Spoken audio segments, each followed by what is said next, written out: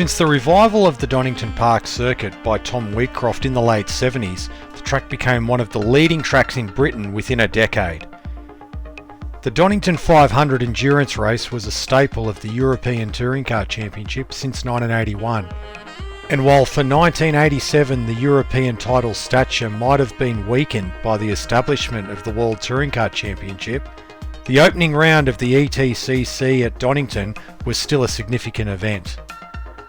It was the first competitive racing appearance on English soil of the Group A BMW M3, with 8 of them amongst the entry list. The real-life 1987 Donington 500 was a BMW benefit, with the only real competition for the M3s coming from the car it replaced, the BMW 635. For our running of the event, we've bolstered the front of the field with some cars, namely the Eggenberger Ford Sierra team that did compete in the ETCC later in the year, and Andy Rouse, who was both a World Championship and British Championship regular in 1987. Other BTCC regulars like Mike Newman and Chris Hodgetts also entered cars for the 125 lap Enduro. And yes, Russ Dougman, he's on the grid too, in our BTCC BMW 635, and as you can see, not everything went to plan for us in qualifying. Setting the pace though in qualifying were the Ford Sierras, lining up at the head of the field as we go down and have a look at the grid. The Texaco Eggenberger Sierra of Klaus Ludwig and Pierre Gidone is on the pole with a 1 minute 41.440 qualifying time, just ahead of their teammate, car number 6 Steve Soper and Klaus Niedzwitz in the second Ford Sierra RS.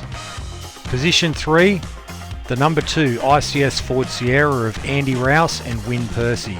Percy driving alongside Rouse for this event. Percy did compete with Andy Rouse Engineering in 1987, competing in the Spa 24 Hour and also driving alongside Pete Hall at the Silverstone TT at the end of 87, so he's a perfectly legitimate co-driver for Rouse for this event. Position 4, the first BMW M3, one of the Linda Motorsport cars, Winnie Voigt and Dieter Quester, car number 41.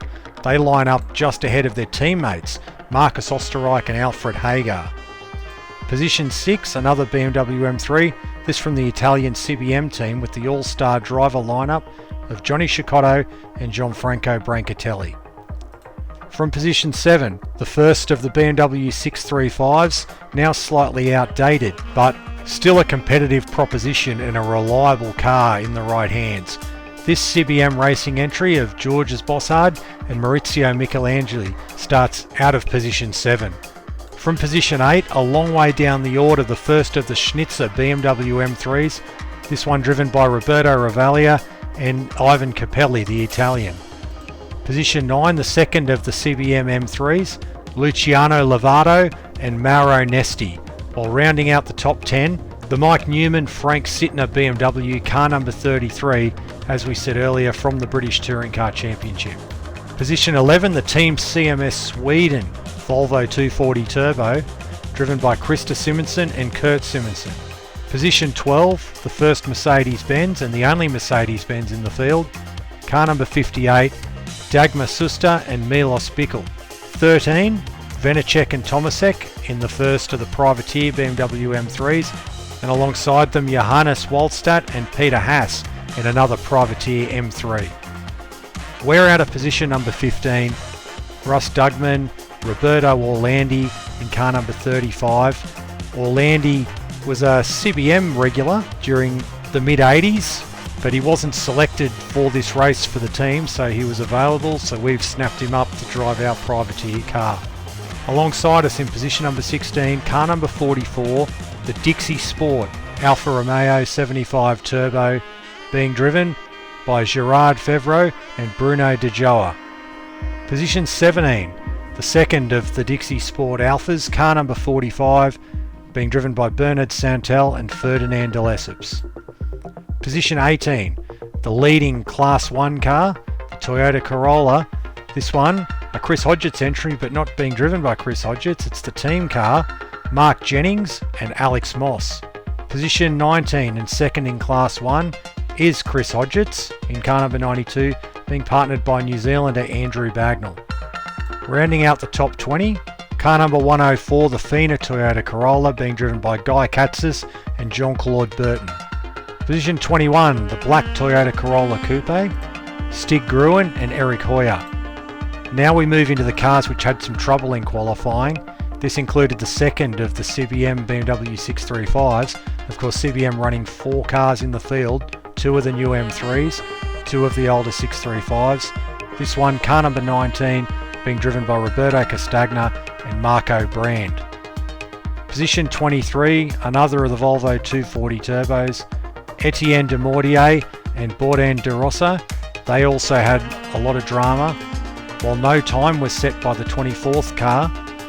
Car number 9, the Luigi Racing Ford Sierra, Lella Lombardi, former Formula 1 point scorer and the only female driver in the field, and she's joined by Tiziano Serratini in the Ford Sierra.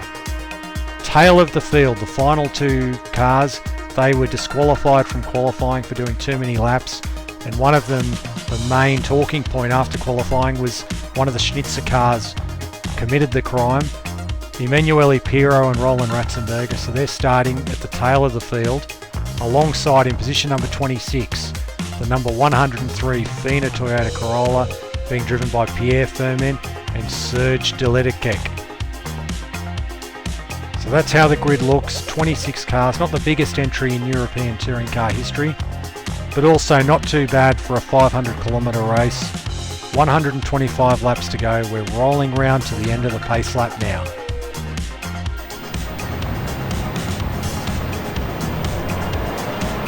Coming out of the Melbourne Loop towards the end of the lap of the Donington Grand Prix circuit in preparation for the start. The 1987 Donington 500.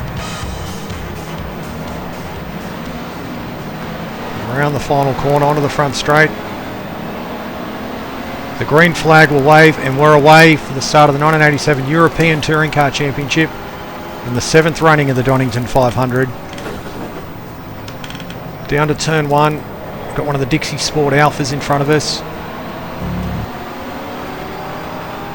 Down Hollywood in the Craner curves for the first time, cold tyres. Got to try and get into a rhythm quickly. Down to the old hairpin for the first time. Horde of BMW M3s, and up ahead of us there's a Volvo. So we head up now to McLean's for the first time. Bit of leaning going on up ahead.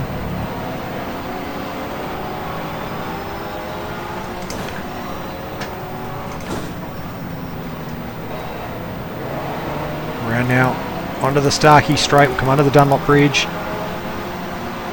The famous Donington collection on our left, the museum.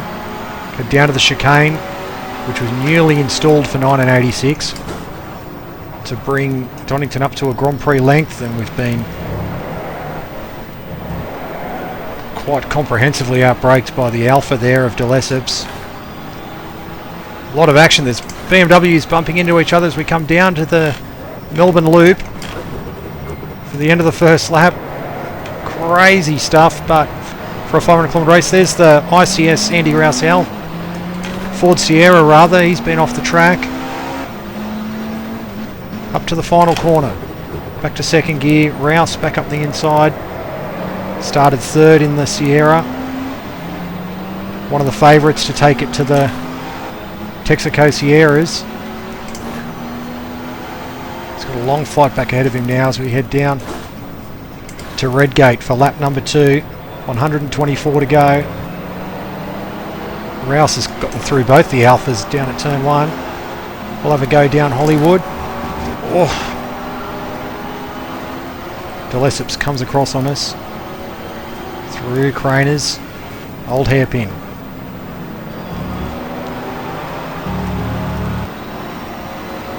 The Dixie Sport Alphas, not the factory cars, but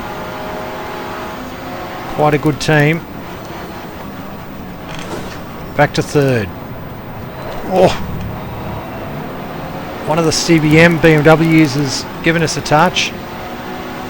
Castagna. Through Coppice. Back down the Starkey Straight. Emanuele Piro is also joining the party in the second of the Schnitzer BMWs. He started down the back. Under brakes, can we get the Dixie Sport Alpha? Oh! Give him a nudge. I thought I saw a Sierra off in the distance. We'll get through. Castagna's gotten through us. Melbourne hairpin for the second time. We're underneath the Alpha. We'll cover him off the exit of the corner. Round to end the lap. 635s are really, I think, our marker in this race. The European CBM cars. Or CBM running 2 M3s as well. And actually the Lovato Nesti M3, I don't think it's too far ahead of us.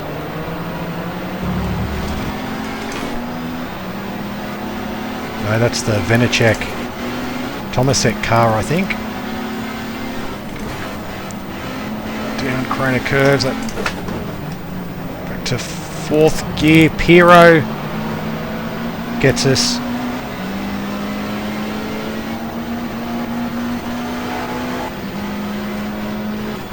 What a start. Hard racing early on, though, is typical of the European Touring Car Championship, particularly in the Group A years of sort of 85 and 86. Oof. The Sierra of Lella Lombardi gives us a nudge. The Luigi Racing entry. The turbo forward. We'll try and hold out. Off! And we've been nudged by Lombardi. In fact, the Alpha's gone off as well. Oh, we're back on. Crazy stuff for the opening laps. Down under brakes, get the Alpha, we'll give him a nudge. Horrible start for us, we're back where we shouldn't be. Look up the inside. And we're through, back onto the pit straight.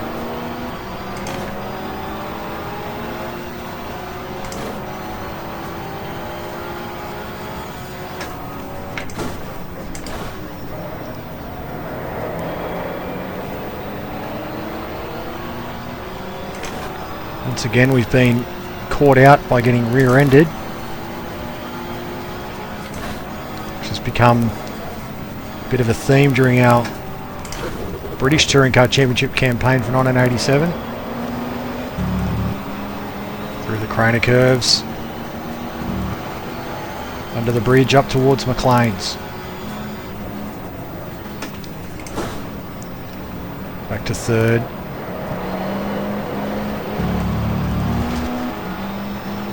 Of course, Luigi had run Alphas in previous years as Lombardi gets caught up with De Joa.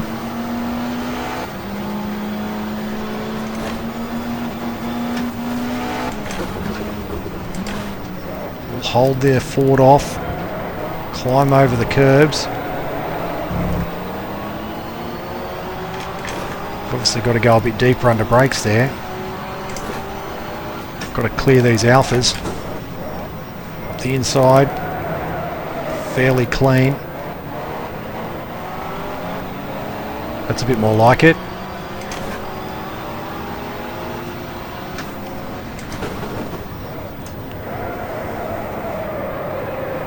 Around now. End of the lap.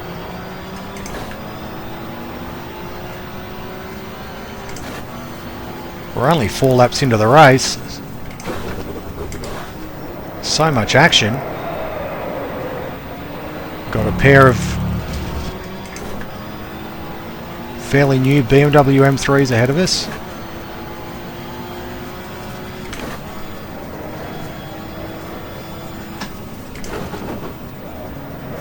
Oh, that's not good. That could really hurt us. I'm trying to make a bit of time on Emanuele Pirro in one of the Schnitzer M3s.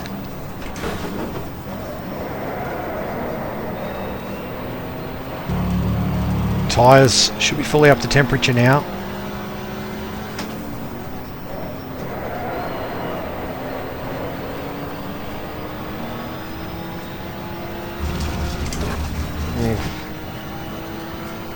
Onto the grass.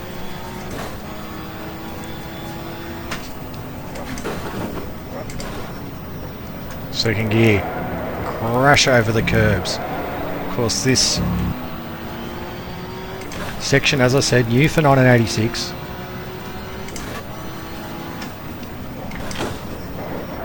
Back to second gear.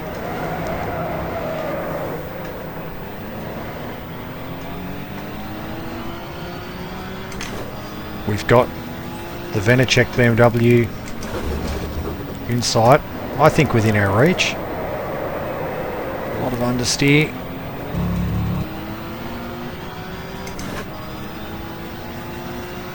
Lombardi.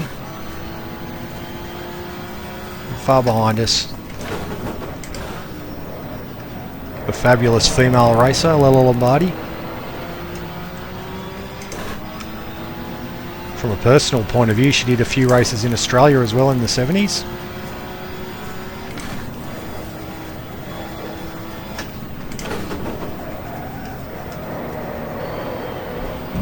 Bit of push through there.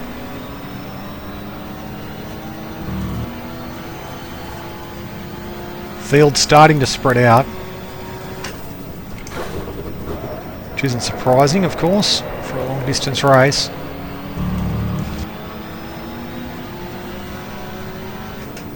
British Touring Car Championship for 1987. Of course, we're up to round 5.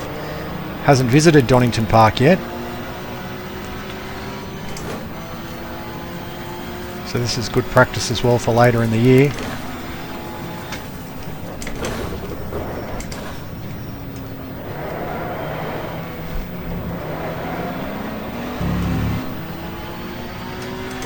Good run out of the chicane.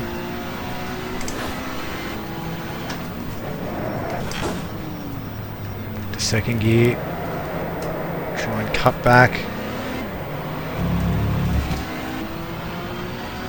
Because we're in Class 3, the outright class. Technically the M3s are a Class 2 car. Round onto the straight. Big weight advantage though for the M3s. Get right up behind. Down to turn 1. Oh, there's a Sierra off, and that's the Rouse Percy Sierra. And it looks like their day's over already. A real shame. A lot was expected of that entry.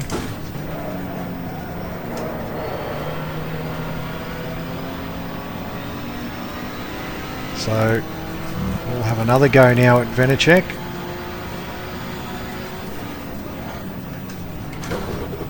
Privateer M3.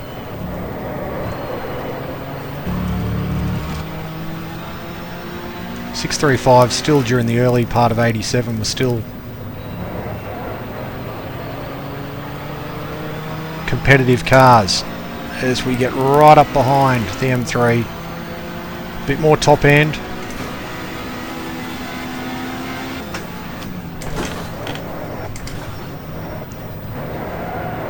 And through. Bit of curb. Bounce our way through. So 15th place, which is where we started.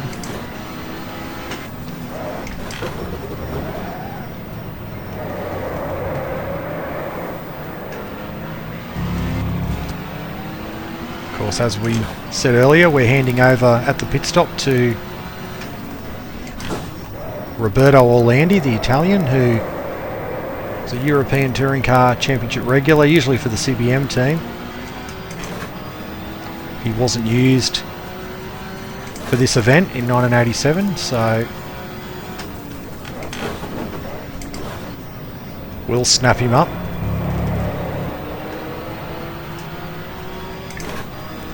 good experienced hand.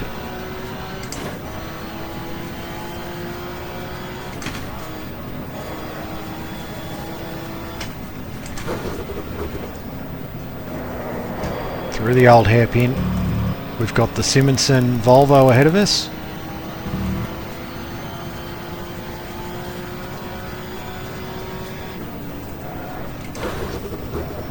Volvo basically withdrew from Group A touring car racing worldwide for 1987.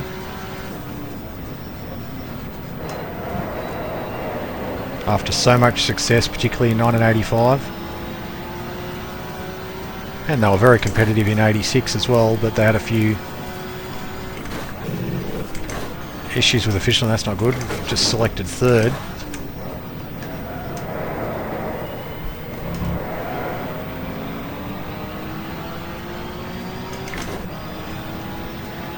So Volvo ultimately withdrew from Group A racing for 87. Left it to privateers. Although interestingly, TWR, Tom Wheatcroft Racing, did do some development on a Volvo 240 during 1987, while they were also in the background doing a deal with Holden to produce not only road cars but also their Group A touring cars for the years ahead. And the Volvo's having a real dice here with the red M3 as we try to close in.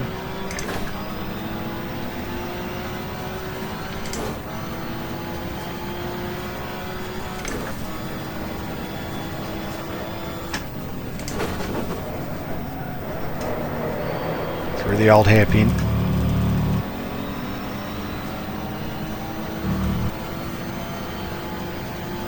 As we said in the opener, the European Championship had lost a bit of glitz for 87 with the World Touring Car Championship taking shine. Look at this, Simonson right into the door of the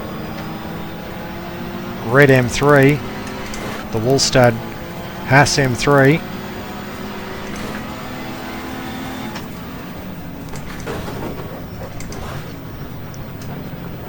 We're right amongst this battle now. Tail out a bit. Lombardi just 1.3 seconds behind us in the Sierra.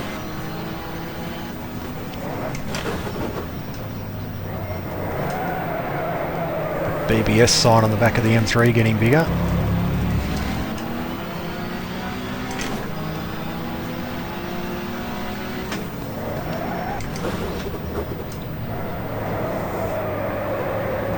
Can we cut back through? Not quite. Got a bit more top end than the M3. So we go down to turn 1. Into red gate. Oh, he's hanging there, we're ahead. Up to 14th.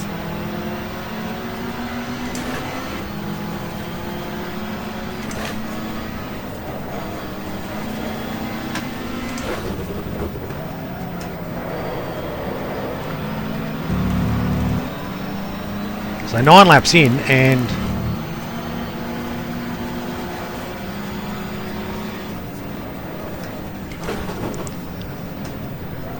quite a handy opening stanza, I think. A lot of battles. So Volvo misses the apex there. It's going to give us a chance down the straight.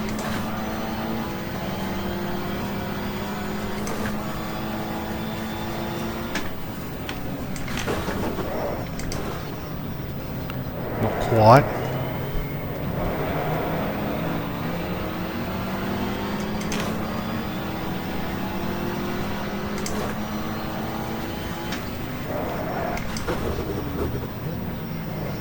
Oh, give him a nudge.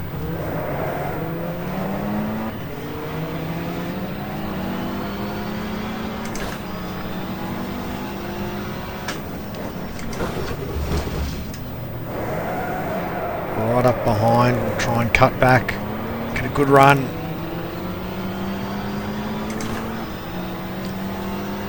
right up behind the 240 turbo.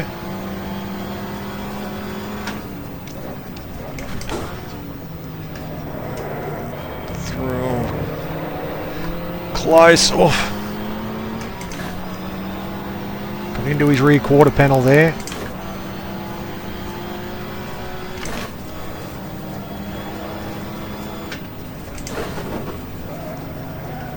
Bit of time up there, a bit late on the brakes, out on the grass.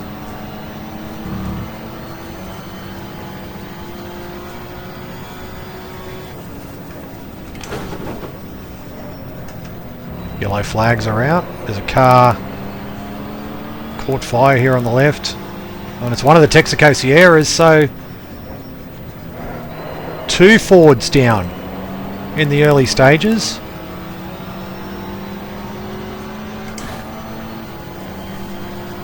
There's still the Luigi car, but of the top 3, there's only one of the Eggenberger cars left.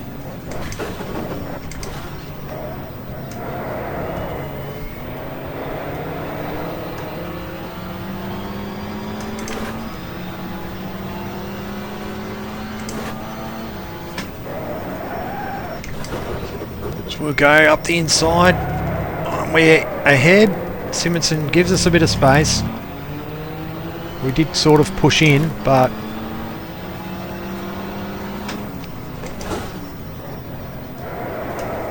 round to end the 11th lap.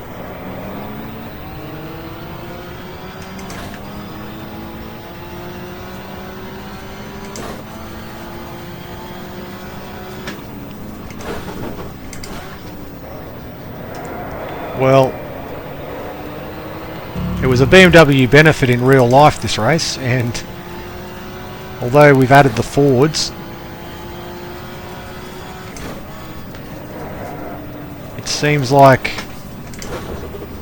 it's becoming a benefit as BMW benefit anyway in our version, as we run a bit wide at the old hairpin. 6 seconds off the Mercedes.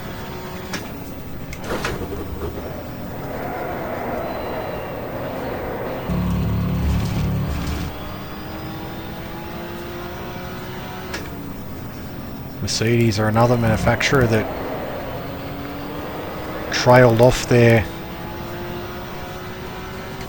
factory involvement in Group A at an international level in 1987. They were still very strong in Germany and would continue to be in the years ahead. Bounce over the chicane.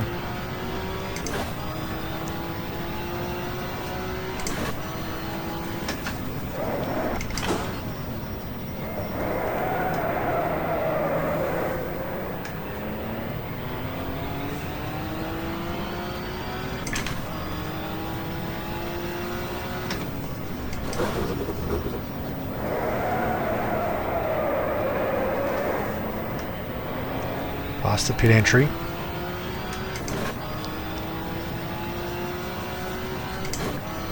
So we're sitting 12th.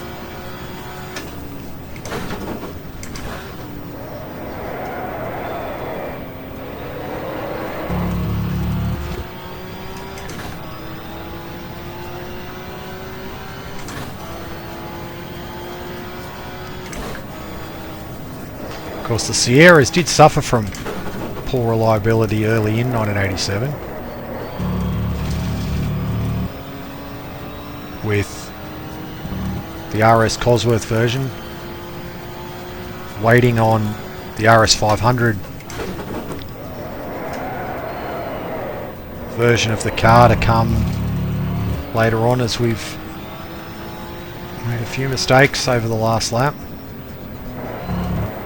Up on 2 wheels. 5 seconds down on the Suster Bickel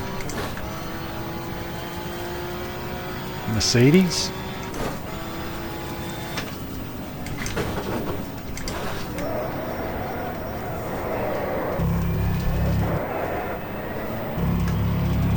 We're not going to make any time on them doing that.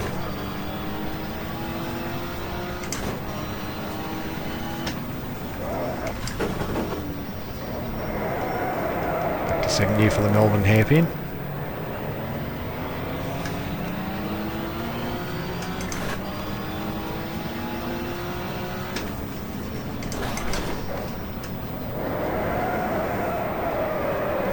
onto the front straight. Surely the tyres can't be off, but I am having trouble in the right-handers.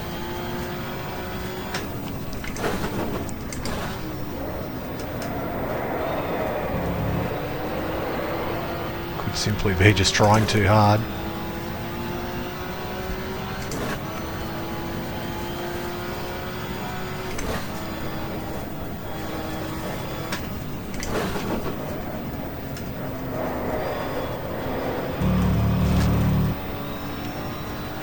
Bit better through there that time. Started to pull back a little bit of time.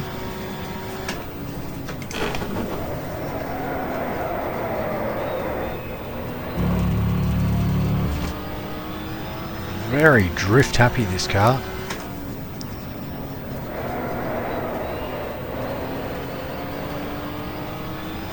You think you're going off the road, but you can just bring the tail around and it'll have a way of saving itself.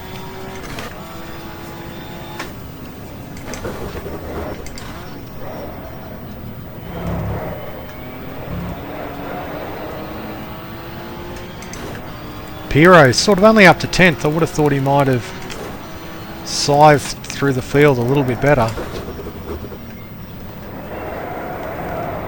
The two Schnitzer cars had a poor qualifying because Revalia and Capelli only qualified 8th from memory.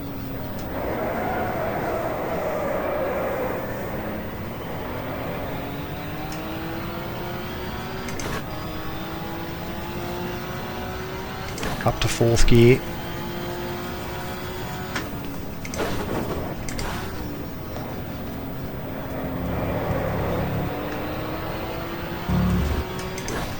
This version of Donington is sort of around the year 2000-ish.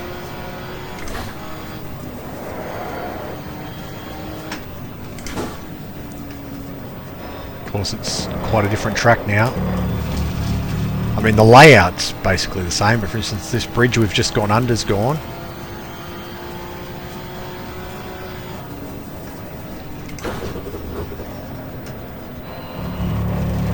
Right up on the curb.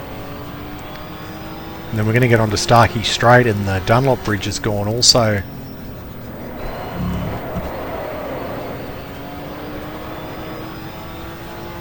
That's gone. The left-right chicane's a lot quicker. And the right-left for the short track. That chicane is basically here. It rejoins a bit of the original track that runs up past the last hairpin, if that makes sense.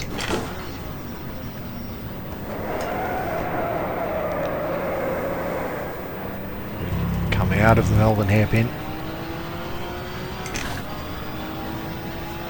past one pit entry, which isn't the one being used for this race. So we're sort of level pegging the Mercedes at the moment. We're not really gaining anything. Might have gained a little bit that lap. Still in the 5-second range. So we go around red gate.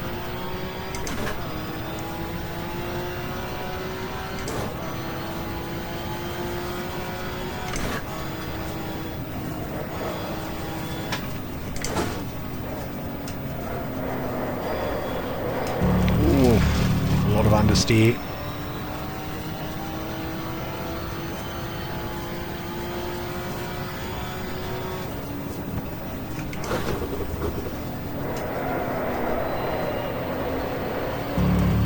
Third gear.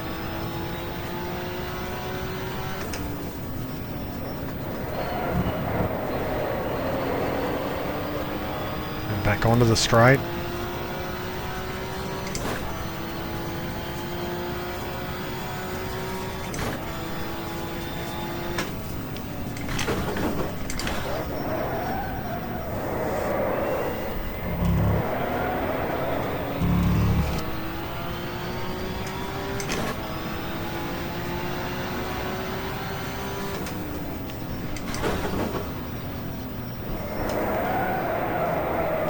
around Melbourne hairpin again.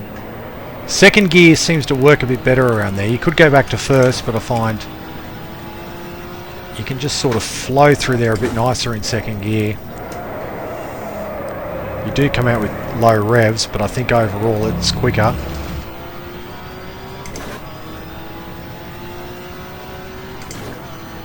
So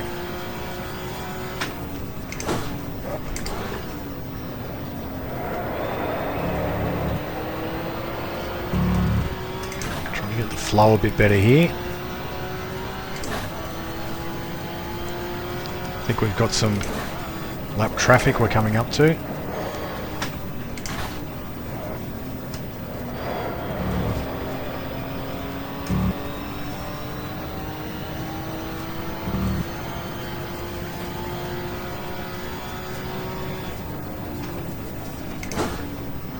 Back to third gear for McLean's.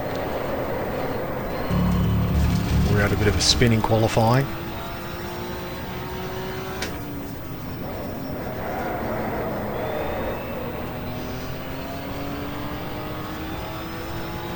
Late on the brakes there, so we're 4.5 seconds now down on the Mercedes.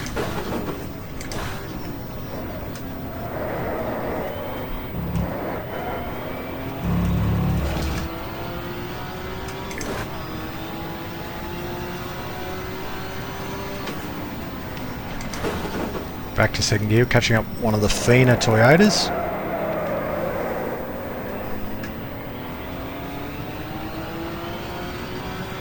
They were of course following the World Championship as well in '87, or the European rounds anyway.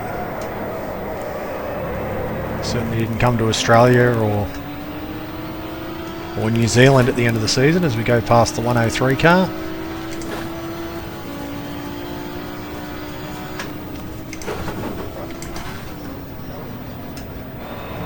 That's the first bit of lappery out of the way. There'll be a lot more of it over the next 100 and odd laps.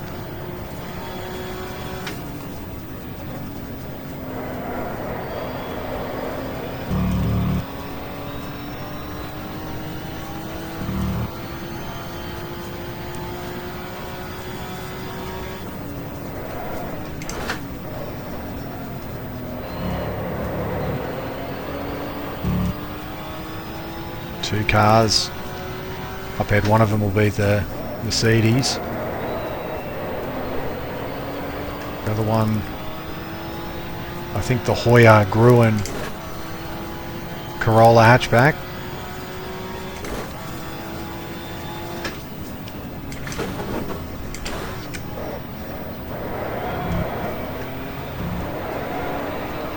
Bounce it over the curb.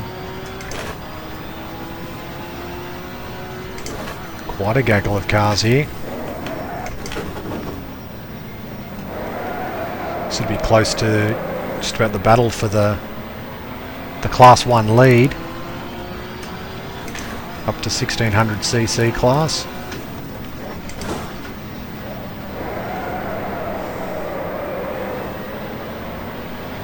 So come round. We'll get the Corolla. It looks like the two Chris Hodgetts entered cars ahead. The Jennings Moss red one.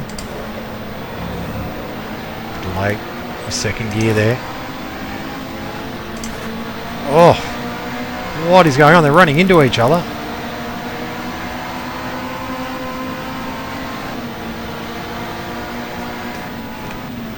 Be patient in these long races, but what are they doing? Cost us a lot of time. We'll squeeze up the inside.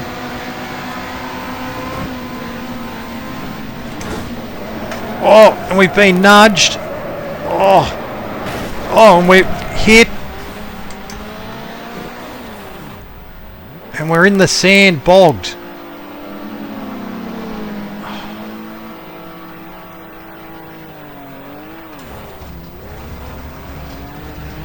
Wow.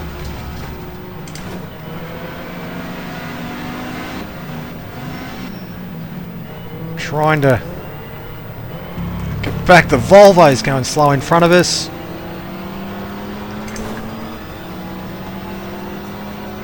What a way to ruin some early momentum we'd had.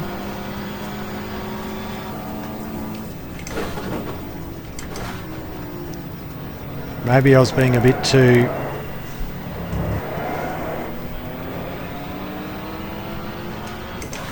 careless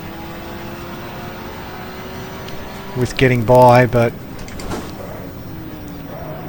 so now it all starts again, except the gaps are a lot bigger. Tyres are a lot tireder.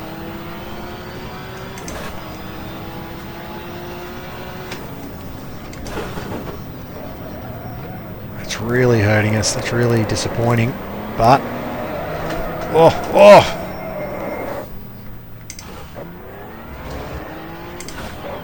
Tyres are definitely getting hot.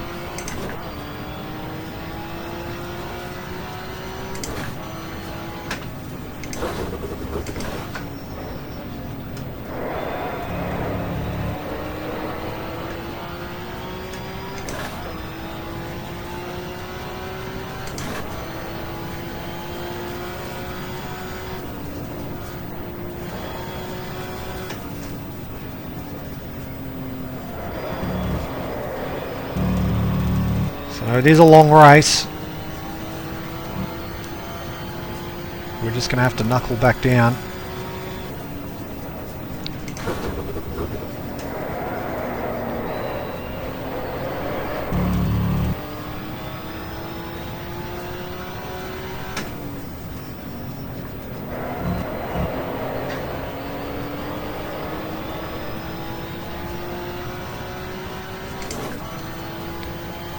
Fourth gear, fifth under the bridge.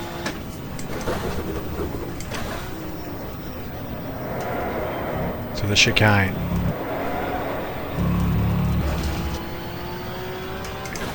So we dropped about 5 spots.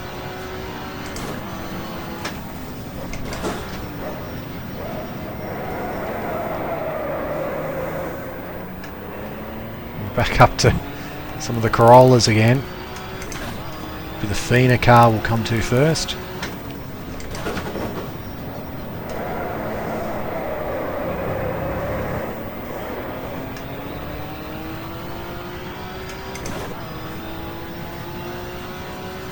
So we're 20 laps down.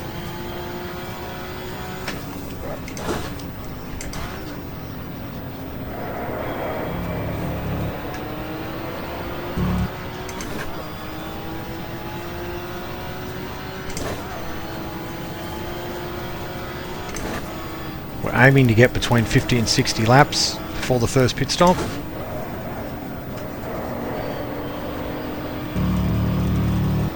Fuel wise we should do close to 60, but it's how long the tyres last.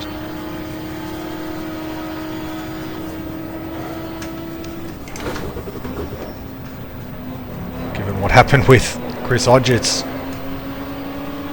last lap, that might have been a bit brave, but 2 wheels.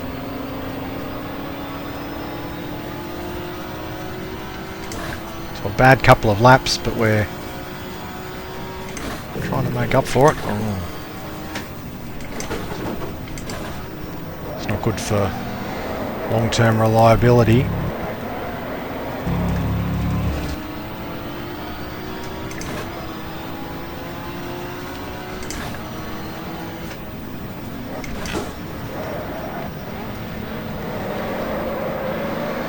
Chris Hodgett's Andrew Bagnall in the number 92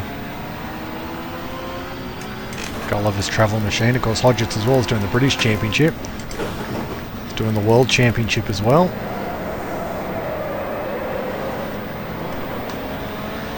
Around onto the straight. We'll round him up.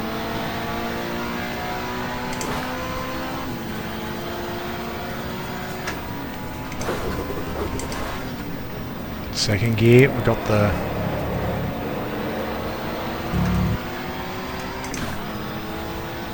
Volvo ahead of us, number 30. The second of the Volvos in this race.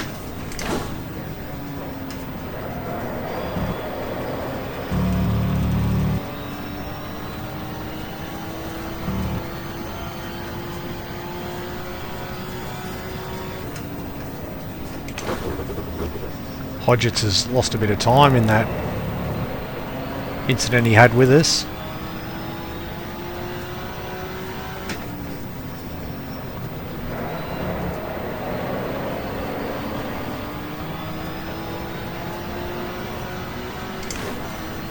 Coming down, they're behind the Gruen Hoyer Corolla. And they're all running into each other. One of the BMWs is off. Comes back on.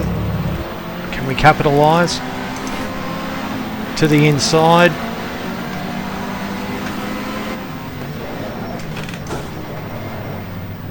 Back to first gear. The Volvo's trying to come round too.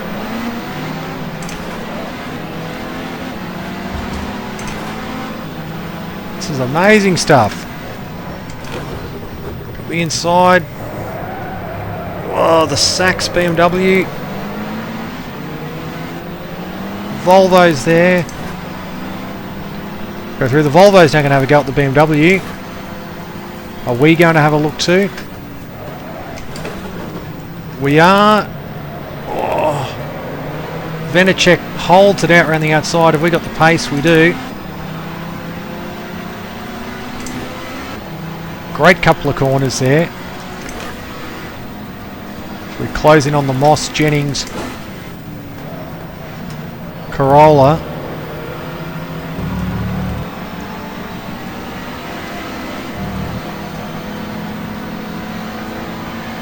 The Volvo going for a gap.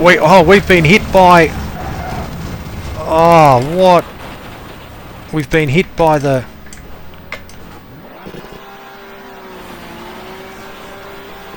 Vanacek nailed us, and we're in the deep gravel again for the second time.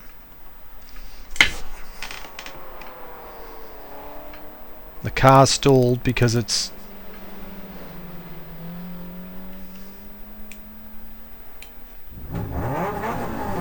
okay. We've got it refired.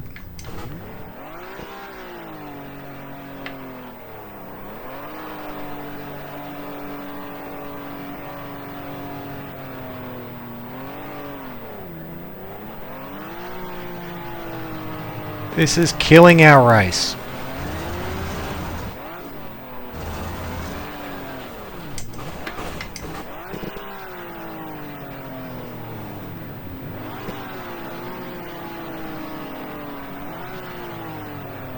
Absolutely killing our race because the gravel traps are so... and we've lost the engine again.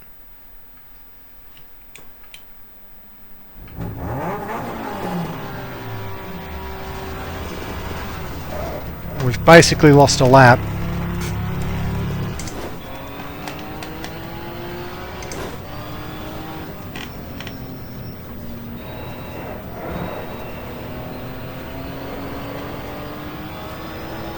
Oh my God.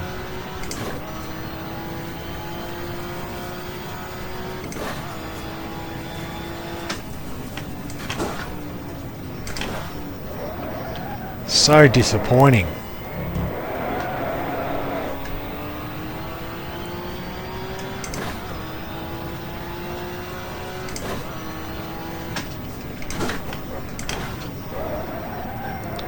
So we've got a lot of work to do.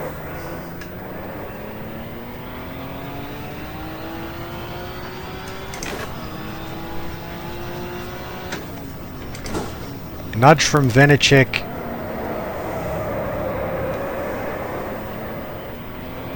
Into McLean's, knocked us out for the second time in a couple of laps.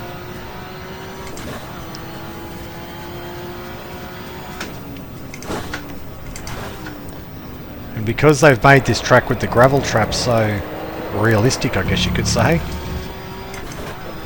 it was basically bogged. Had to ride the clutch and give it a lot of revs to get it out.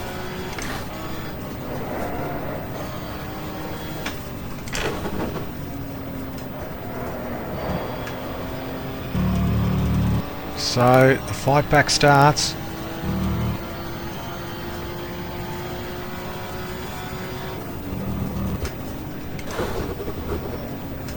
It's a shame we're having quite a decent little dice there with the Volvo and the 2M3s.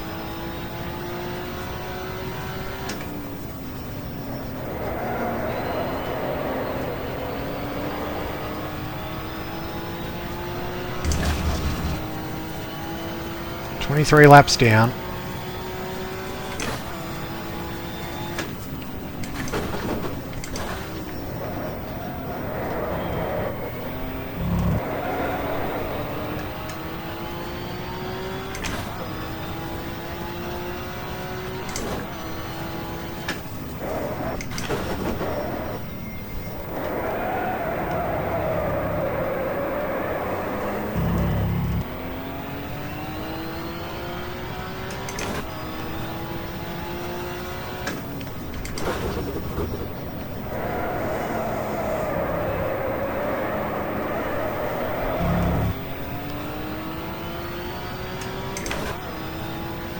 Across the line. So we've got our marker, which is the Mercedes just up ahead of us.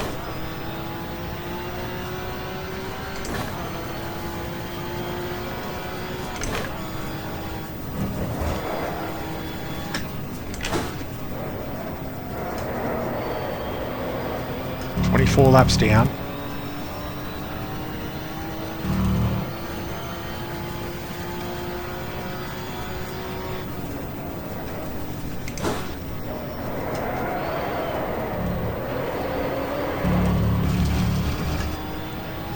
Just going to have to flat out drive this car for the rest of the race.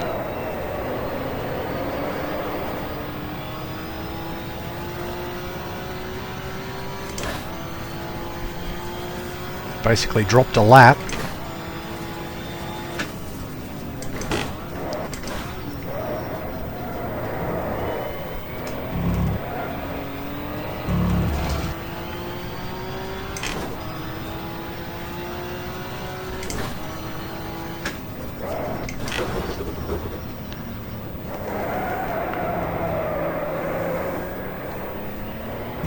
Melbourne loop again.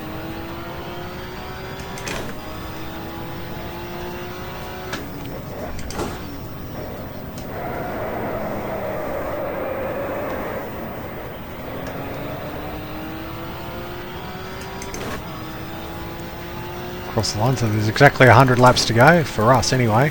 We're a lap behind.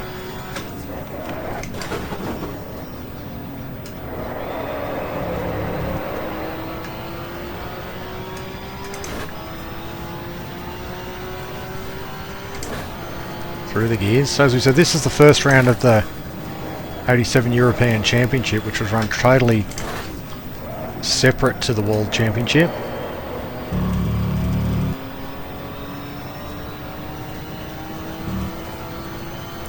They had further races at the likes of Zolder and Österreich Ring and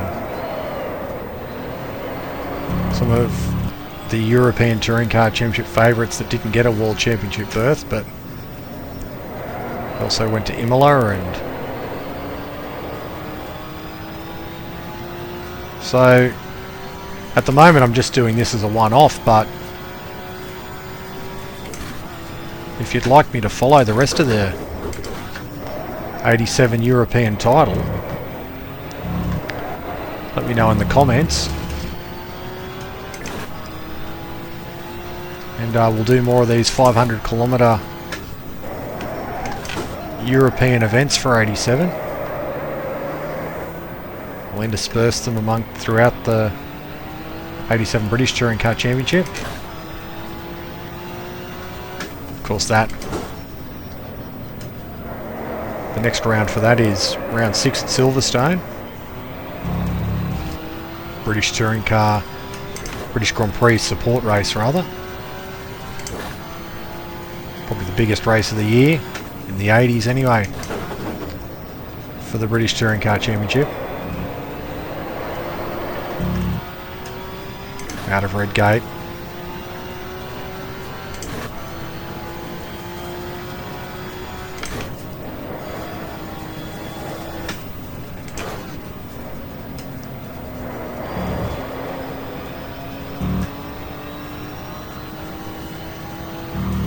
yellow flag out.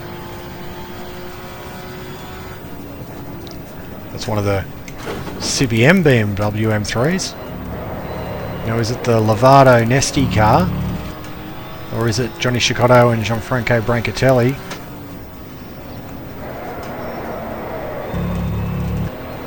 If it's the Brancatelli-Cicotto car, that's one of the favourites out of the race.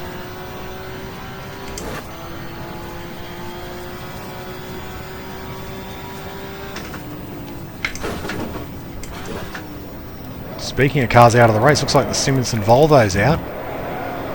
So we're now sitting 18th.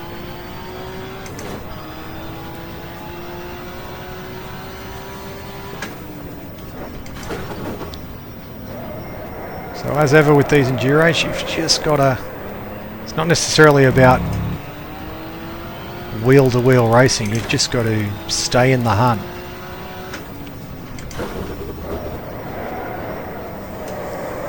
Especially with these 500 kilometre races, which were of course the norm for the European title at the time.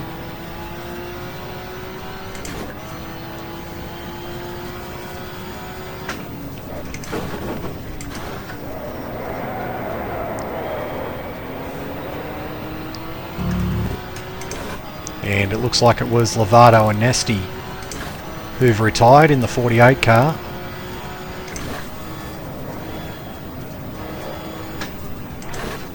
Shame for them. For the good of the race, it's not the lead car, at least.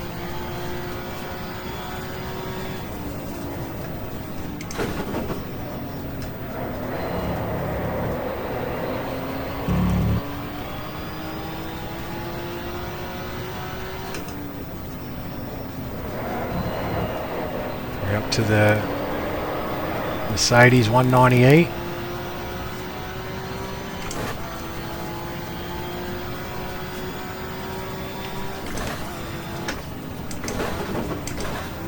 Back to second gear. Just throw it through.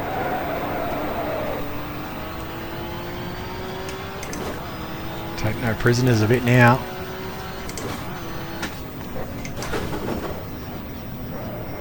Car 58. That also did some walled rounds as well.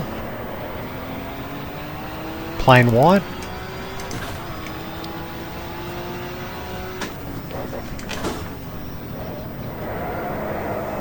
Mercedes were quite represented in the DTM in '87.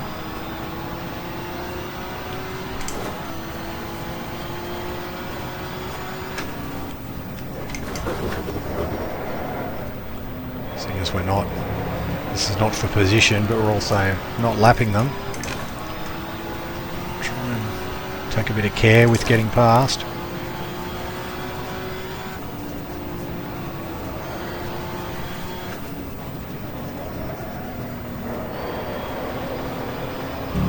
And we are pulling back time on the two Alphas, who are quite off the pace compared to where I thought they'd be.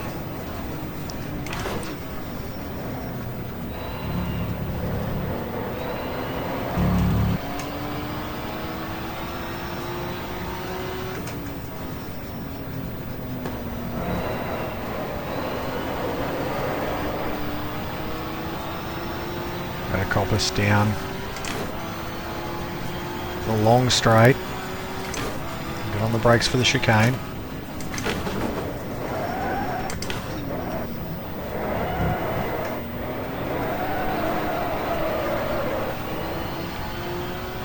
Bit sideways, but we have to be.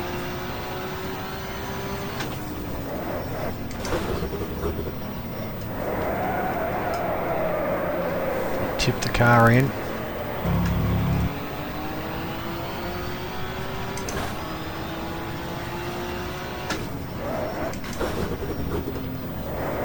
Around the final corner.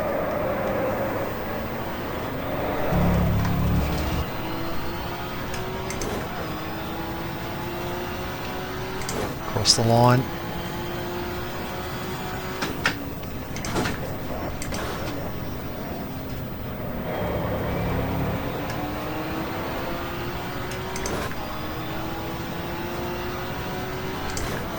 Down the corner curves again.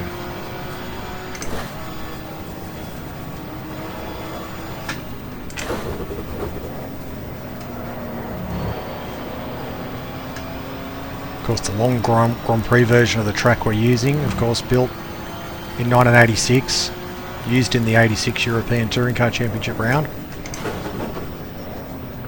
And of course, it brought it up to Grand Prix length, and Tom Wheatcroft would eventually get his dream of hosting a Formula One Grand Prix here in 1993. Unfortunately, it was just for 1 year only.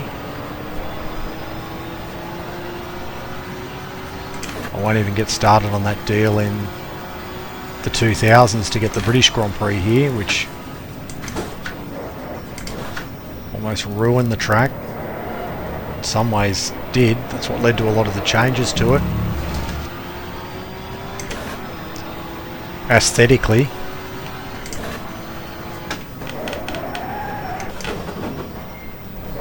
So we come up to the hairpin again.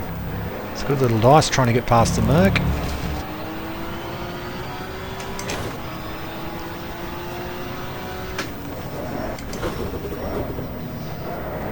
Try and cut back as we come out of the corner onto the front straight.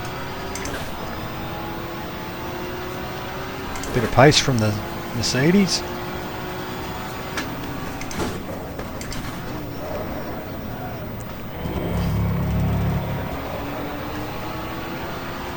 A little bit more consistent on the brakes, the AI cars. We of course dart around a little bit.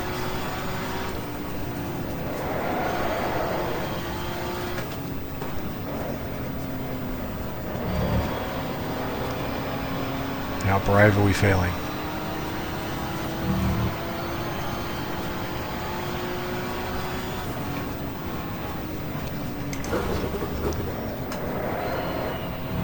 Lanes. Can we get a run up into Coppice? Not quite.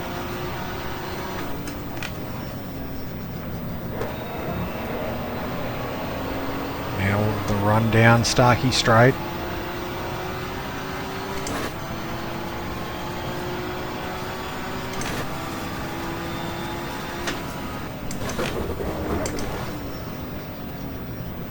Oh, he turns across. We use each other to straighten each other up.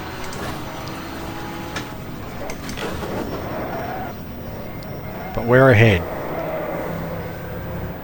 And as much as we're now less than a lap behind that car.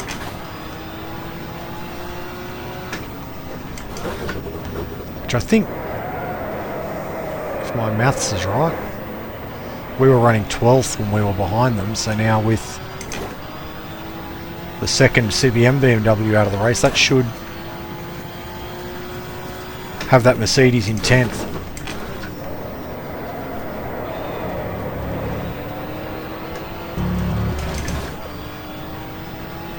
So 12 seconds off the second of the Dixie Sport Alphas.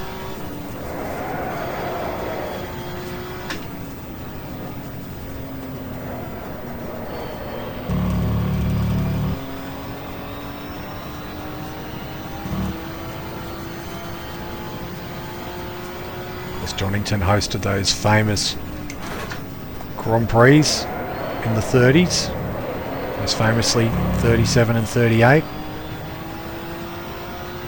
Donington Grand Prix, where the Germans came and put on a masterclass. The films of that race are breathtaking to watch.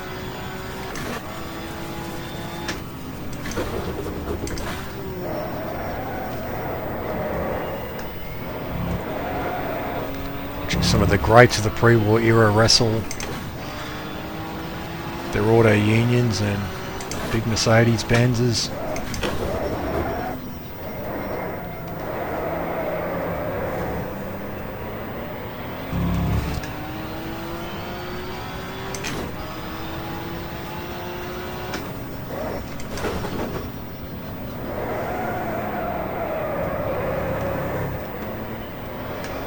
dropped the Mercedes by as much as I thought.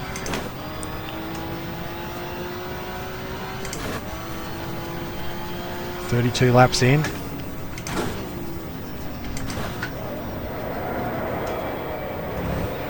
So 2-stop race definitely.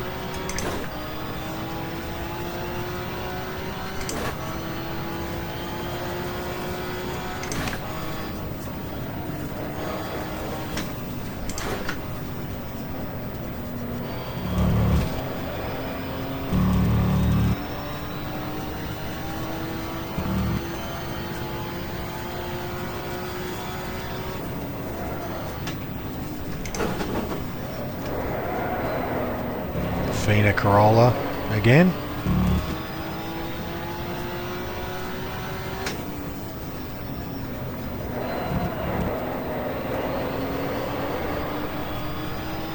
Trying to see which one it is.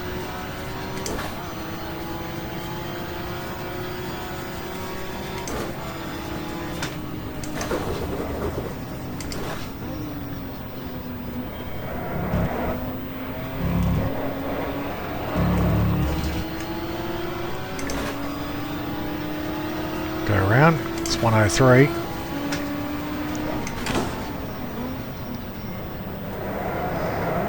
Tip it in. Oh, run a bit wide. Oh, and Corolla gets us back.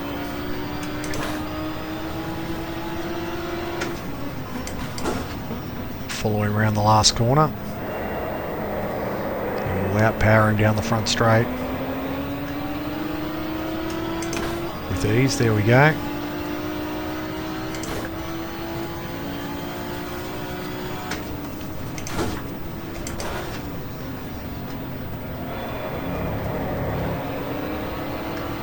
Seven seconds off De Lesseps in the Dixie Alpha.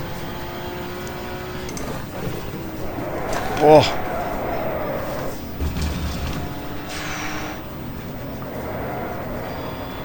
A wrong slotted.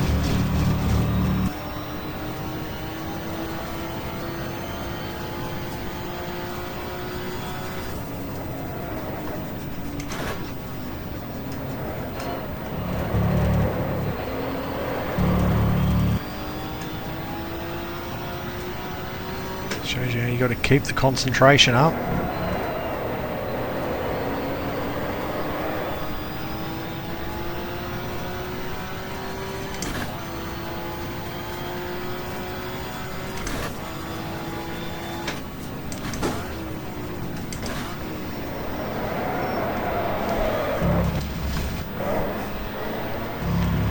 Oh, hopelessly poor driving there.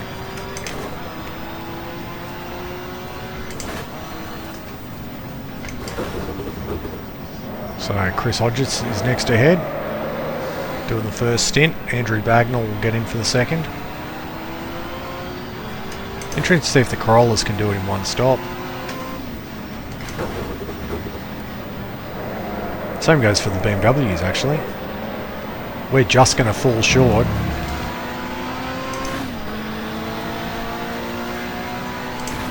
We're using 2 litres a lap, which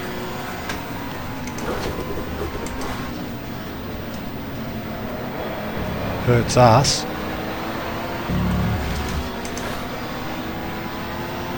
So Katzes and Burton have a 14-second lead in Class 1.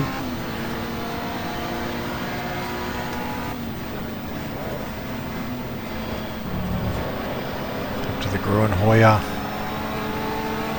car, which will ease ahead of.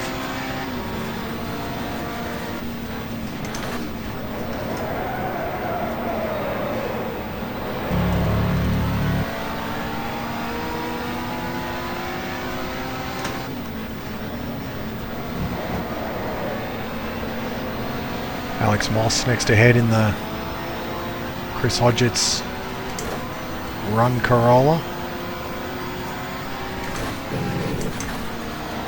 That's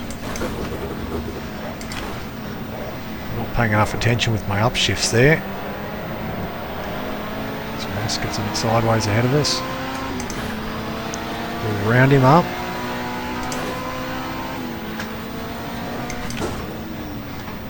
Second gear, we got the 45 Alpha ahead of us.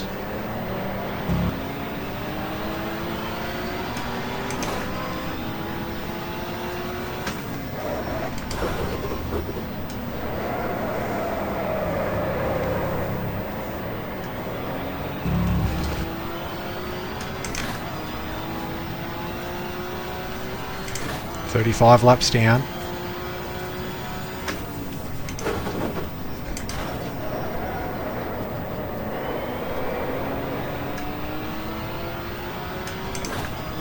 Then we're only then 20 odd seconds away from the second.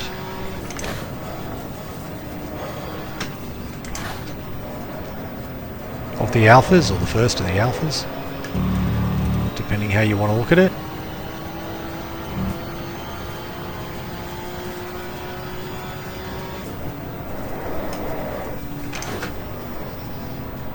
Back stepped away there. So the rear tyres have possibly seen better days. And oh, he runs wide and will take that spot.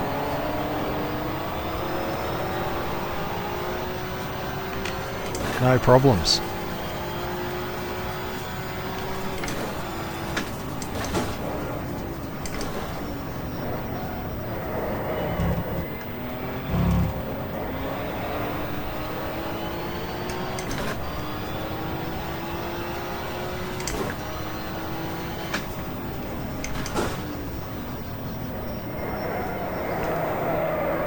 Melbourne loop.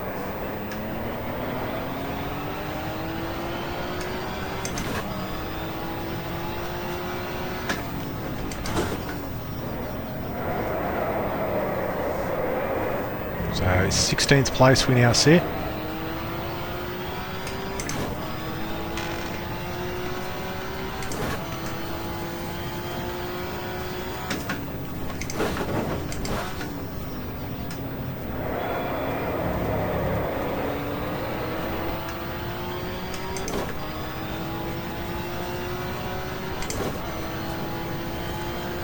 Clouds in the distance.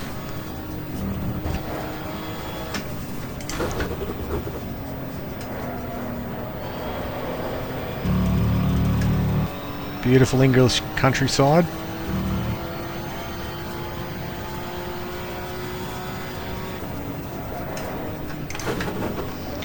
Only thing missing from the skyline today is the planes, because obviously Donington's built near an airport. On two wheels.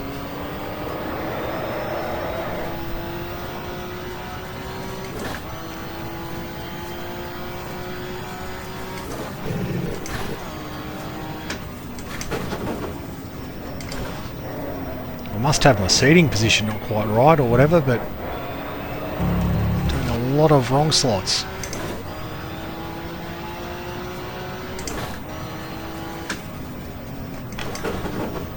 Back to second gear.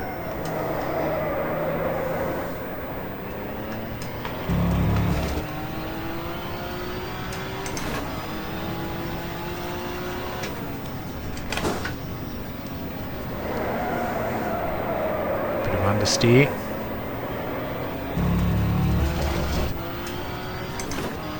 Use the grass.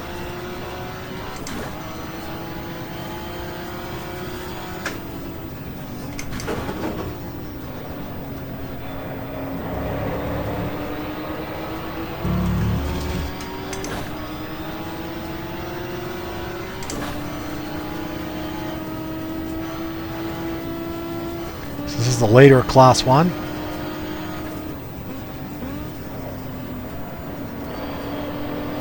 Katz's and Burton will ease up the inside where they're coming with us.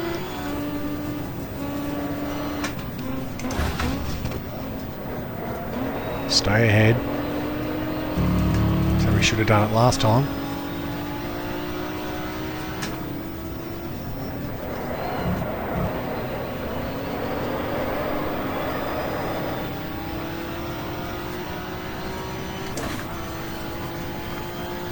Down the straight. 12 seconds off the Fevro, Dejoa, Dixie Alpha.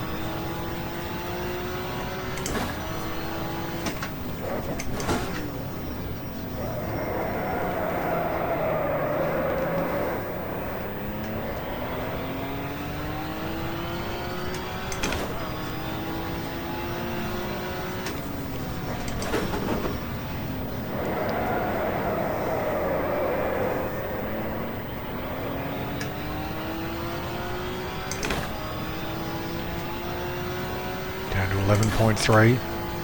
50 seconds and ahead to the Wallstad Haas BMW.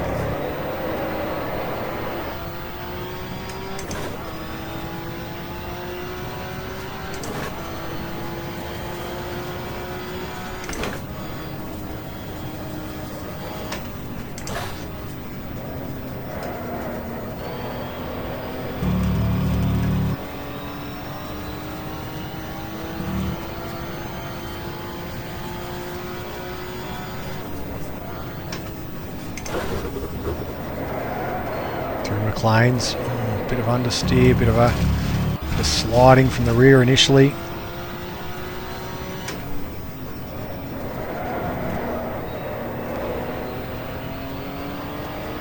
Tyres probably gone.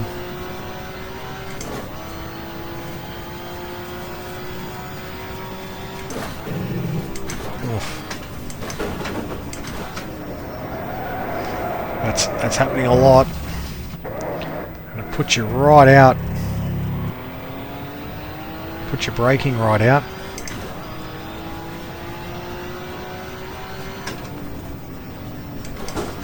And out goes the lead Alpha. So we now pull our spotter. That's a shame. I was hoping to have a bit of a battle with him.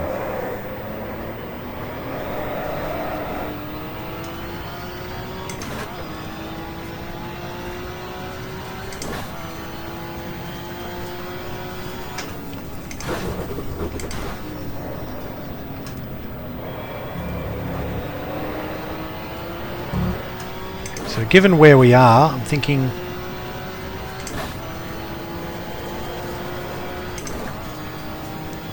we're a long way off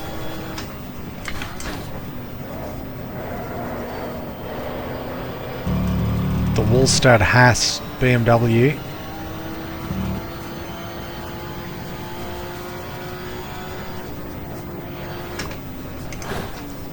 We may as well come in, put some new tyres on. We're out wide in the grass. We'll get Roberto Orlandi in for his stint.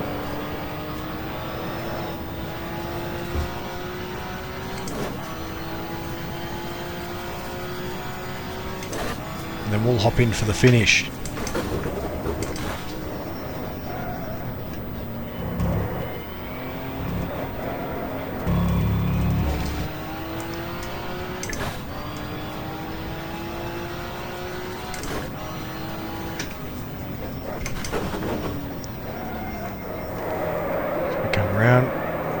We won't be fitting softs.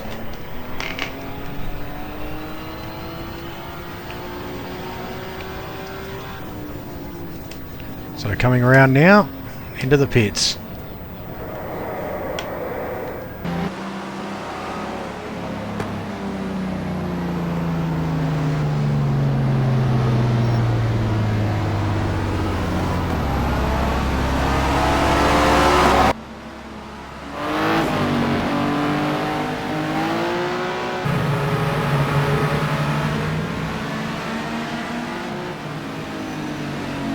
So after 40 laps, as Roberto Orlandi leaves the pits and heads out for his stint in the race, let's have a look at the top 5. And leading the race at the moment is the Eggenberger Texaco Ford Sierra, car number 7, Klaus Ludwig and Pierre Dieudonné, leading by about the length of the pit straight from the Linda Motorsport BMW M3 of Marcus Osterreich and Alfred Hager.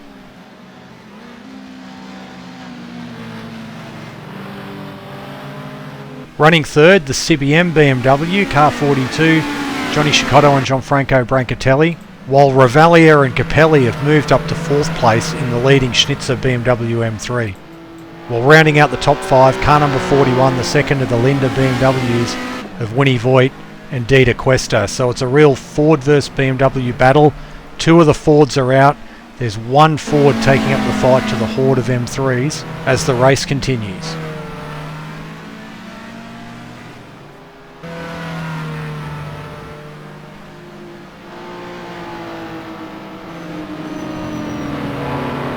Roberto Orlandi struggled a bit during his stint. The car seemed to get jammed in 3rd gear as he cruised around, caught up behind a number of the Toyota Corollas, which he struggled to get past, which meant the stint didn't quite go on as long as I wanted it to.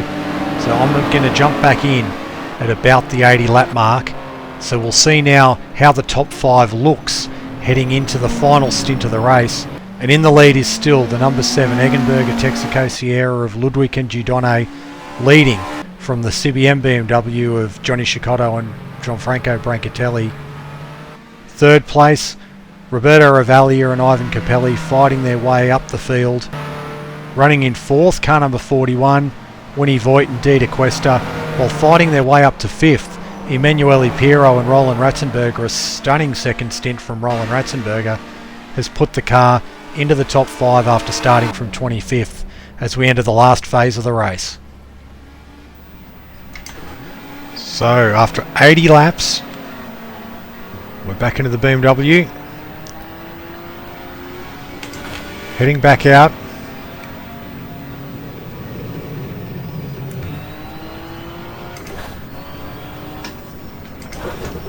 Roberto Orlandi's done a 41 lap stint. And we've lost a lot of time, unfortunately. So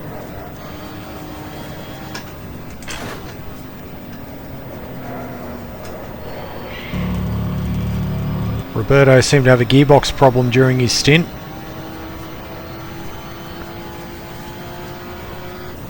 After I went away and had a drink and something to eat, I came back and he was stuck in 3rd gear. So that has really taken the sting out of our comeback.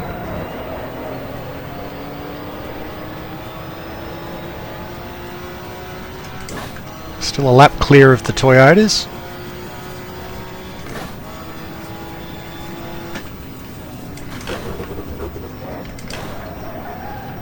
And on cold tyres we're going off because I'm trying too hard. One interesting thing is that it's obvious we didn't lose the Alpha towards the end of our stint. He must have just had an off, and they've managed to get back going because the 2 cars ahead of us are the Alphas. Bernard Santal in the 45 car is 1 minute 32 seconds up the road, so he's our target.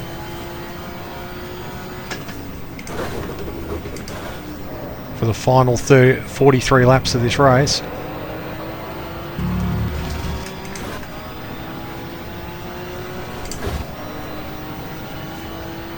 Just getting our bearings back. Back to the old hairpin, so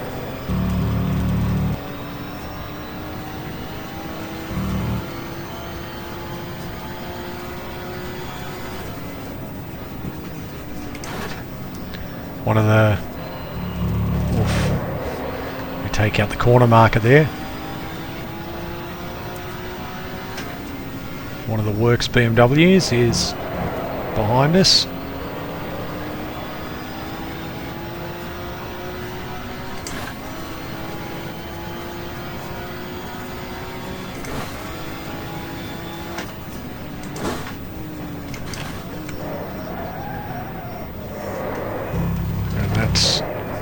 Good.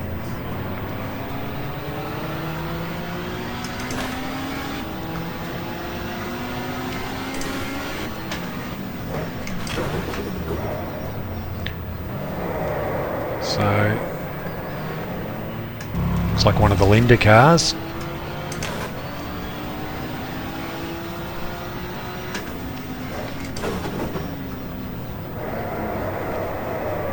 Come around onto the front straight. Gaggle of cars up ahead. Actually gapped the BMW a little bit, which is interesting.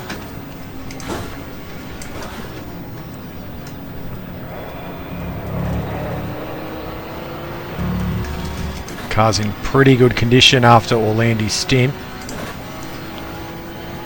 Of course, we had a bit of damage after my little incidents during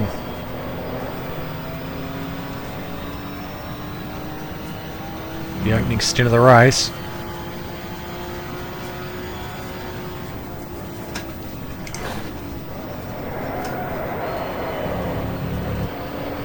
Attrition not really as high as I thought, to be honest. Still got, looks like 19 cars in the race.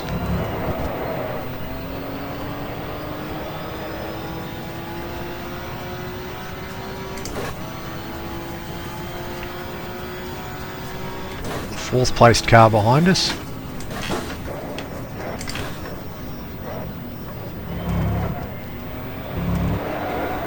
Pounded over the curbs.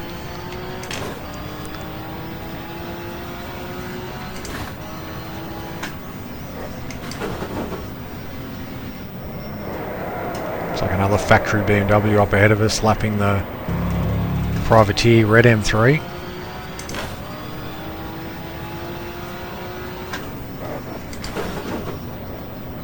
Of course, there are 4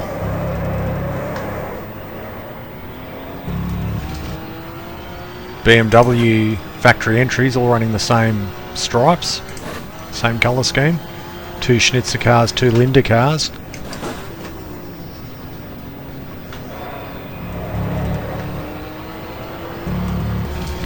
CBM cars are just about factory entries. I guess you'd call them BMW Italy entries.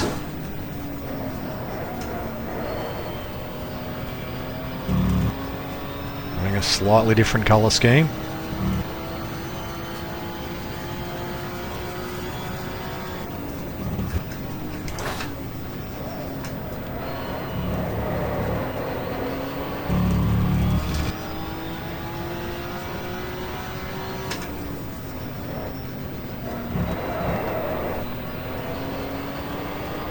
Onto the straight.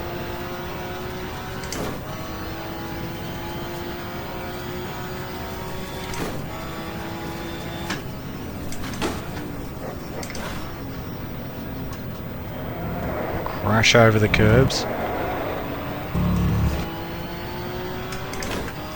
It's definitely, there is some time to be made up here.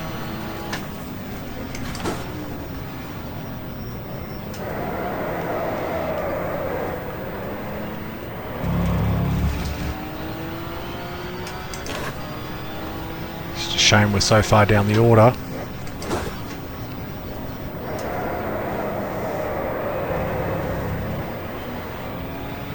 The M3s, of course, quite early in their development, but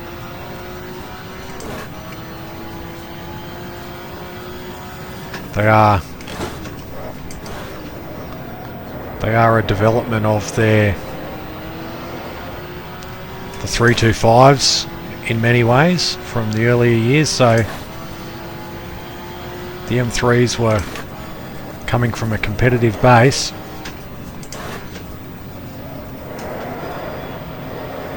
Through the old hairpin.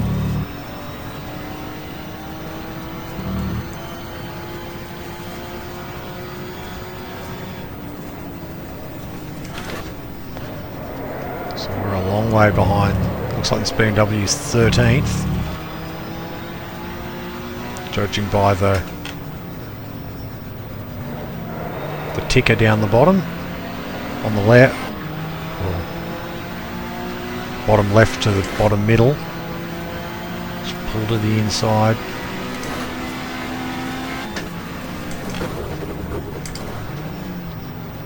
There we go. get up the inside. Oh, he's going to fight it.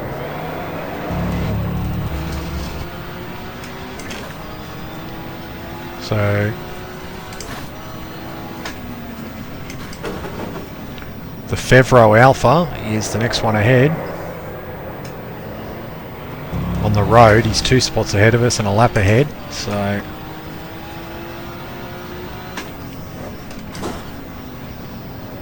of course, how pit stops factor into this,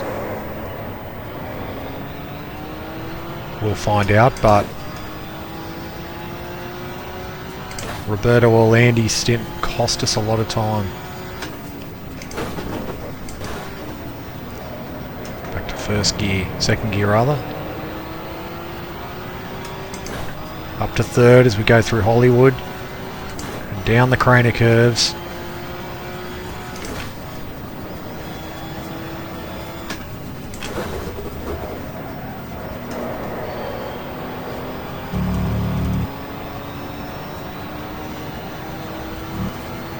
Corolla, the Bagnall Hodgetts machine. I would have thought the Hodgetts cars would have been favourites for Class 1, but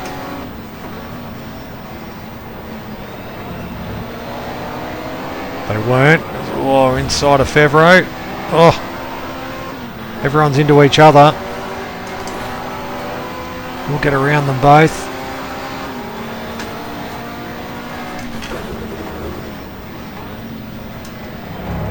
Over the curb. That's what we needed to do earlier in the race. Andrew Bagnall, the New Zealander.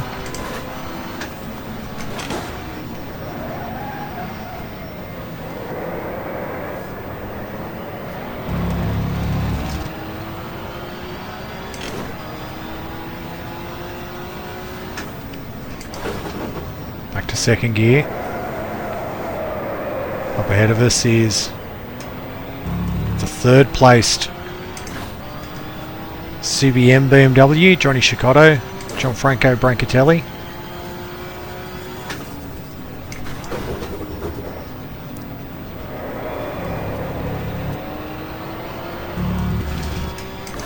I'm just giving this car a caning now.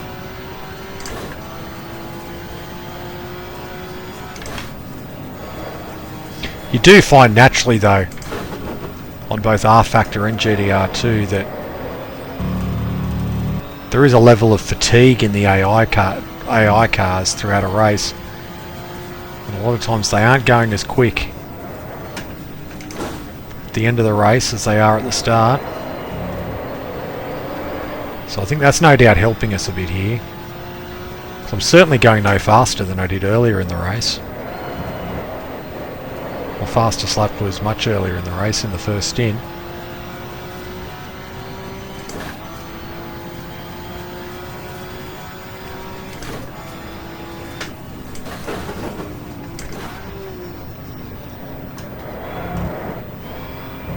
Crash it over the chicane.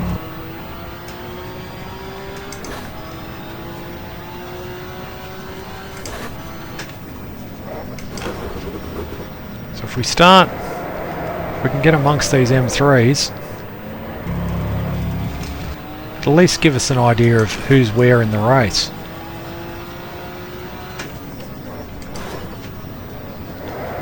Seems like at the moment anyway we can go with these M3s. Their tyres may be going off, they might be due a pit stop.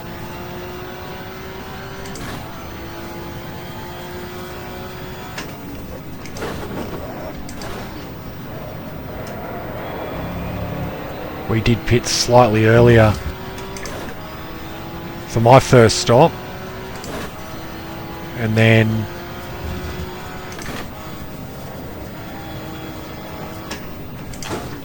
there's a car off down here. It's the Volvo. So both Volvos out of the race now.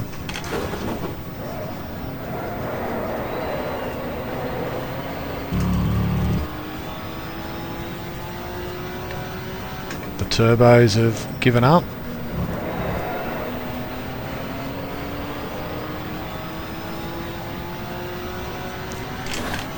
So as I was saying, we did pit early, so we've definitely got a tyre advantage at the moment over the AI cars. To the chicane.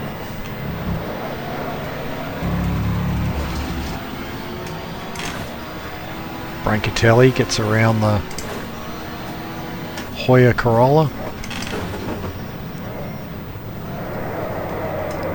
There's the Tomacek M3 as well. We get around the black car. Chicotto going around the outside.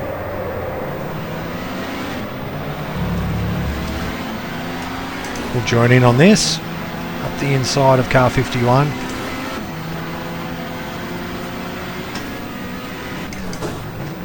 Of course the 51 car knocked us off earlier on at McLean's.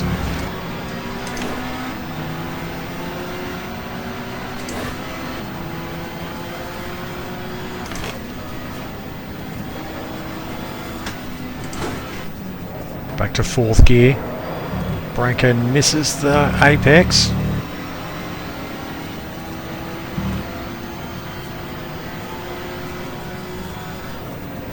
Okay, very sideways.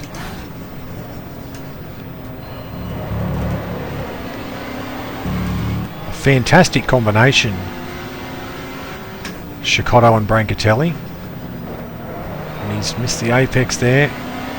He must be out of tyres too. Brancatelli are driven with both Eggenberger Volvo and TWR in earlier years. Oh, Chicotto! Chicotto, as I was saying, he'd been in BMWs. 80.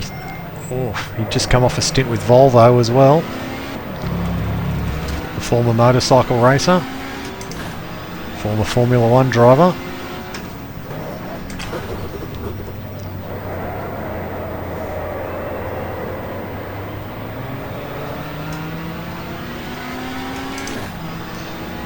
You can see the factory M3s have got a bit more squirt than the privateer cars.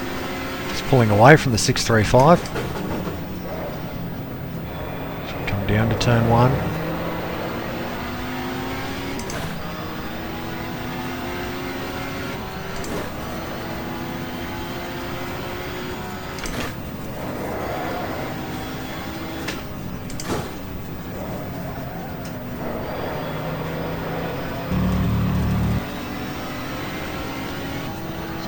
A nudge.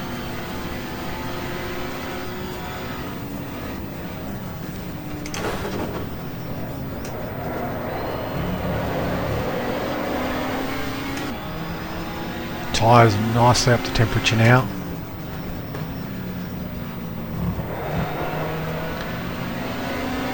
Quiet.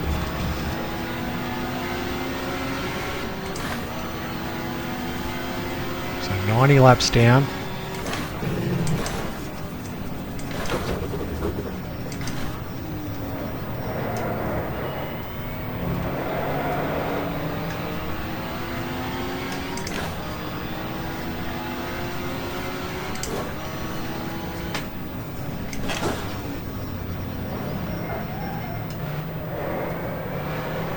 The Annie stickers on the door. Annie would of course have a bit of a presence in the 90s, back in James Kay in the British Touring Car Championship.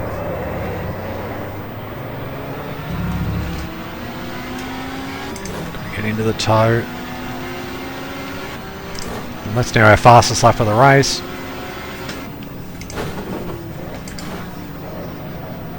So we are going quicker.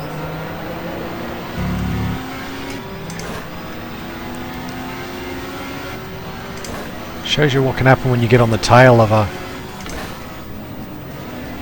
one of the quick cars.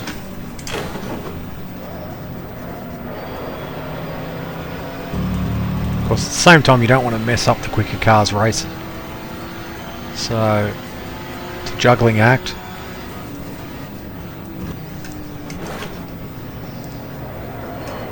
to one of the Fina Corollas.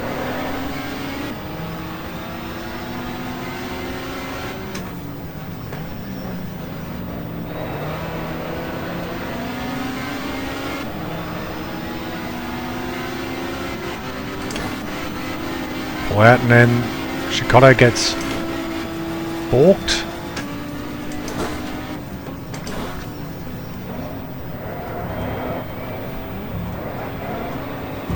So we'll gladly duck through. The 9th placed Luigi Sierra is next.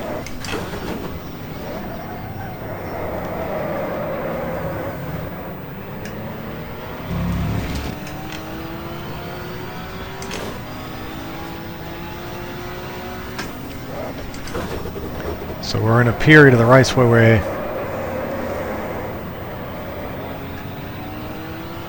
traffic heavy.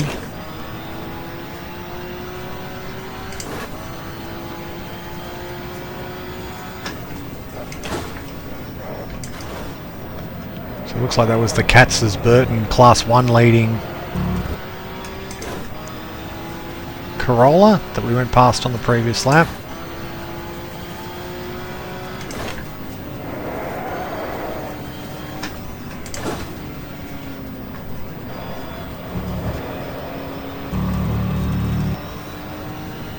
Back up the hill we go.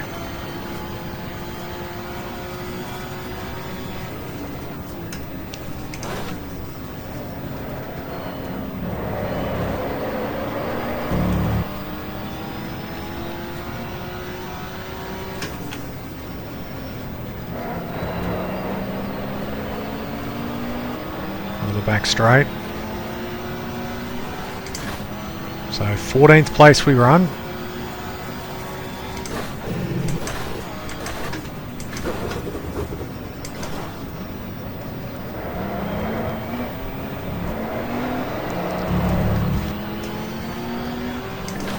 Fix up those wrong slots because they will hurt the car.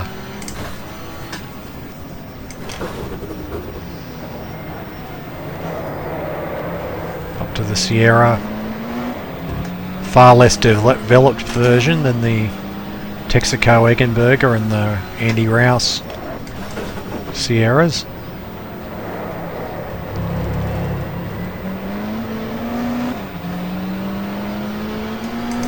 Still got a lot of squirt in the straight line though.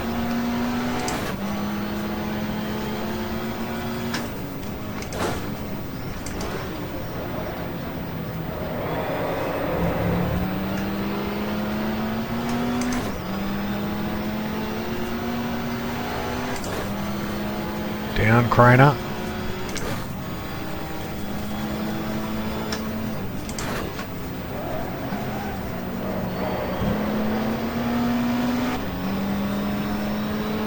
Luigi, as we said earlier, had been running Alphas for a good few years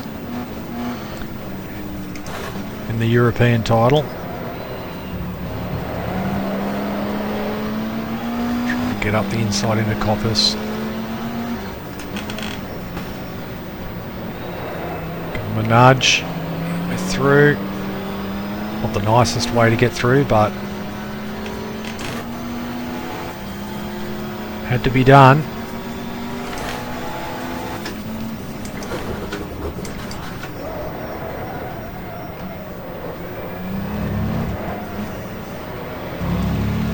course, we're getting the blue flag now because the Ford's close.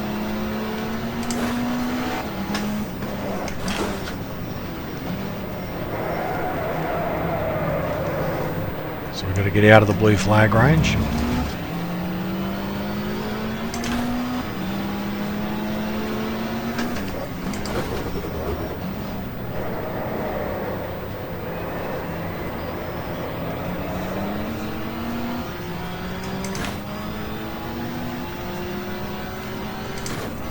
We sit 14th.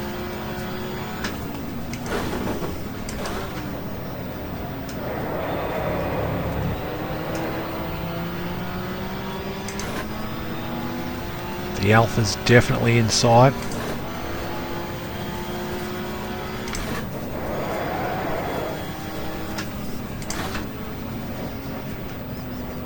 Second place BMW is the next one up there ahead of us.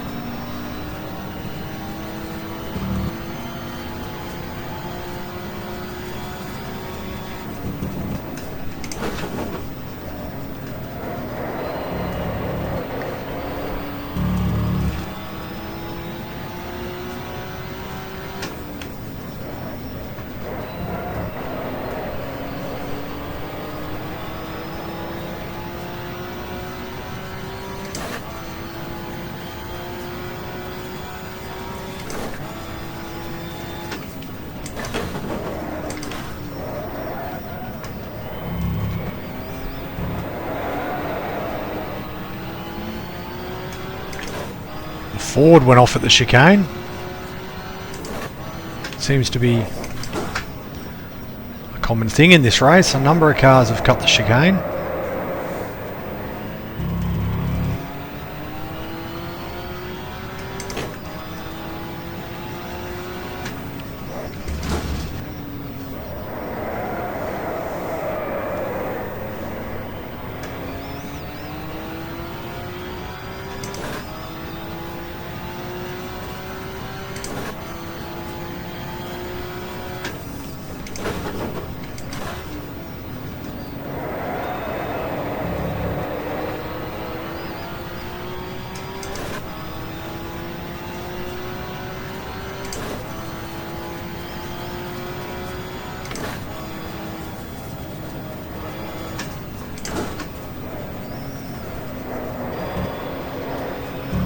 Through we go.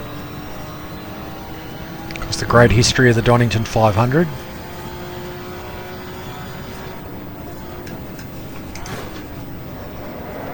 Would run once more in 1988. Once again as a round of the European Touring Car Championship, and I guess in a way its successor, although it ran in 1988 as well, was the British Touring Car Championship 1 hour round.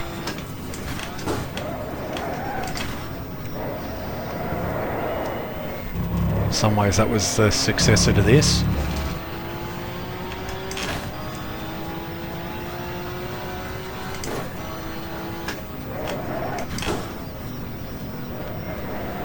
But this 500 kilometre race was a feature of the European Touring Car Championship from 81 through to 88.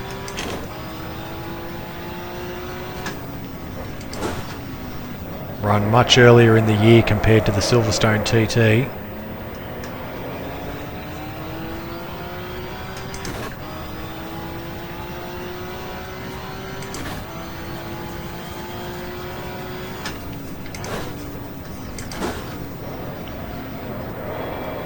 Didn't always feature as many sort of British locals as the TT did later in the year for whatever reason.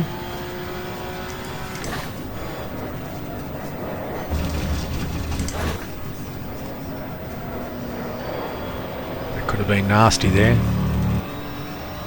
So we're back under a minute now behind the Fevro Alpha.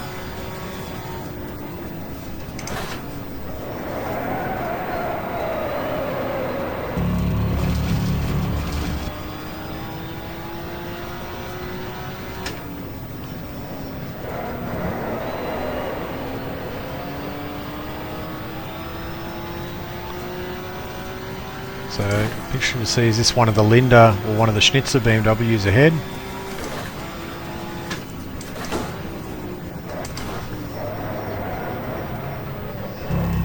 Whew. Made that mistake way too many times.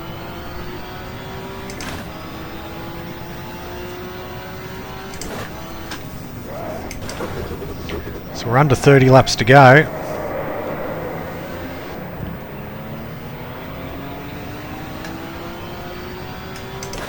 Much less for the leader because we're a number of laps down.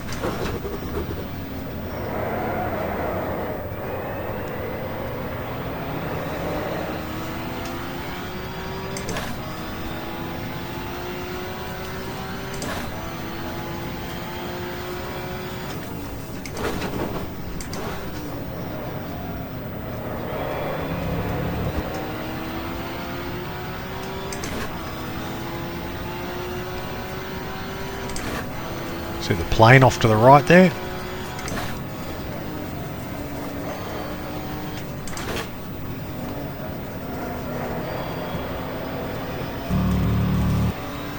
Now back up the hill. BMW just inside.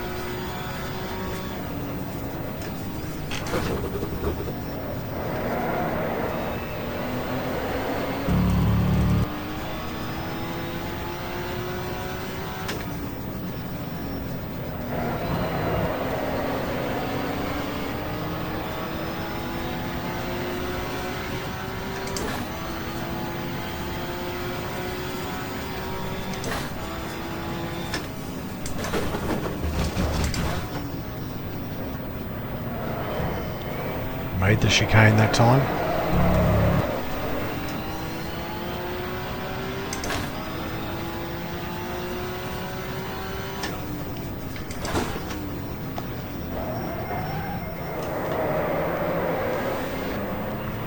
Judging by the design of the numbering on the doors, I'm thinking this is a Schnitzer BMW up ahead. That's about the only way you can tell a Schnitzer car from a Linda car.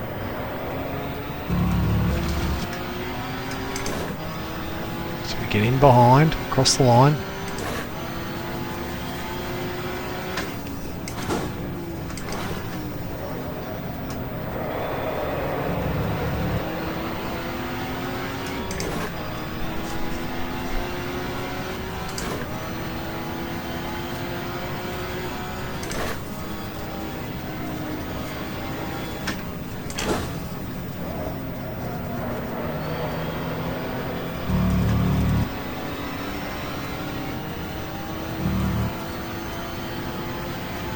So spread out the track now.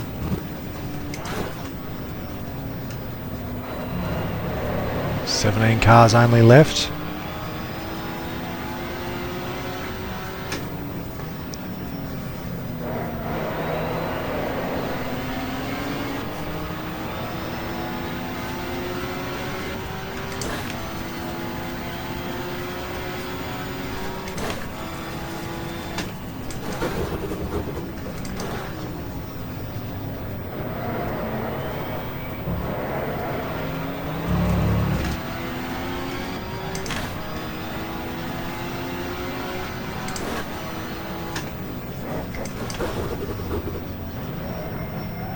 So it looks like car 40, which I think from memory is Revalier and Ivan Capelli.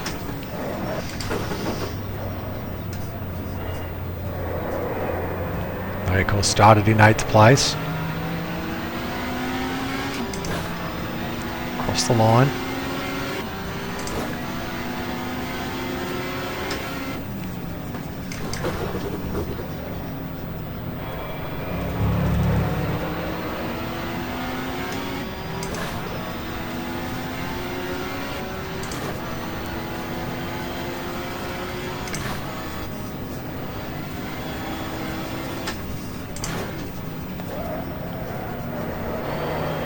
Punt it through the old hairpin.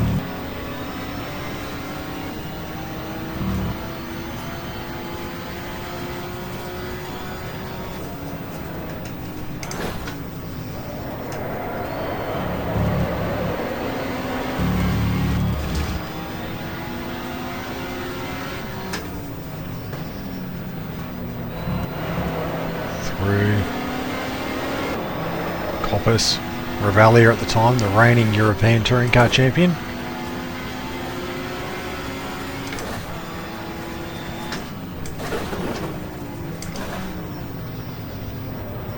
And would in 87 ultimately win the World Touring Car Championship.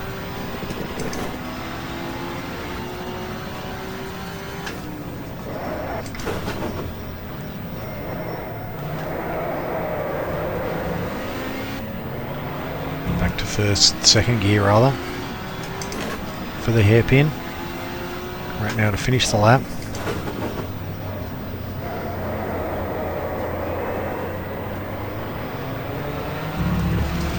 Great run. So can we get Revalia into turn 1.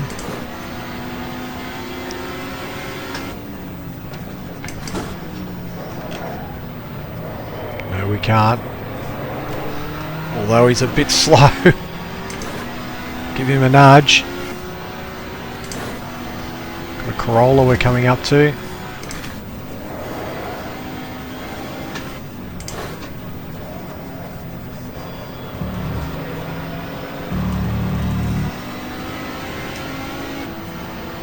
Going to be the Bagnall Hodgetts Toyota, which is 3rd in class, 17th outright.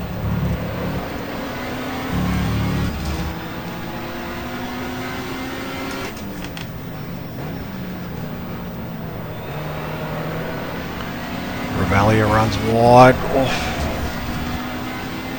Comes across on us. As is his right, but... And they give each other a nudge. We use a bit too much curb, but got the inside.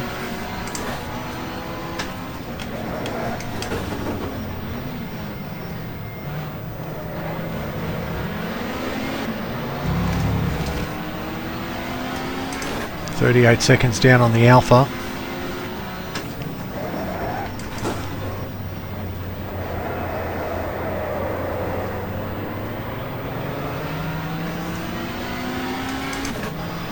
His factory BMW's got a bit too much in a straight line for the 635.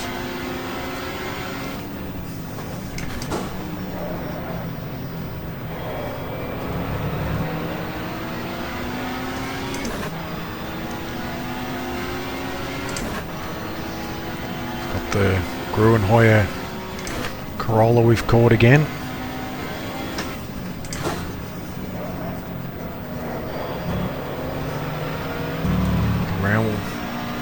Go for the inside. Oh.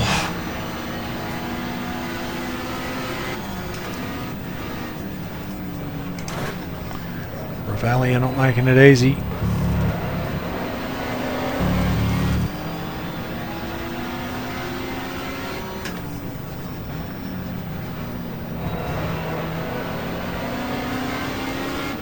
Back onto the Starkey straight.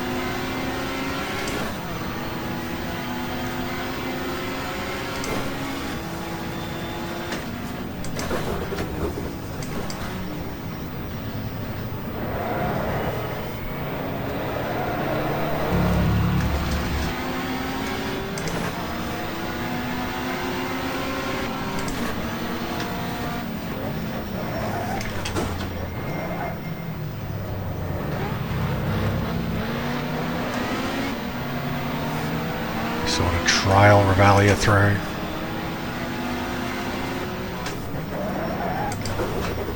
Got me inside. Bit of muscle. Probably too much given we're the lapped car. But he's keeping on going.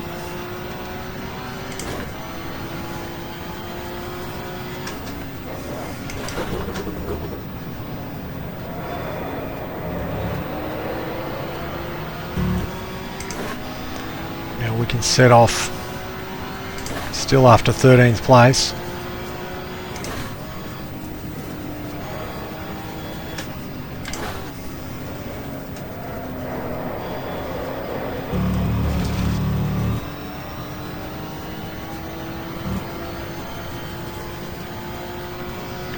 So Vanacek is either making a pit stop, well, they've got a problem.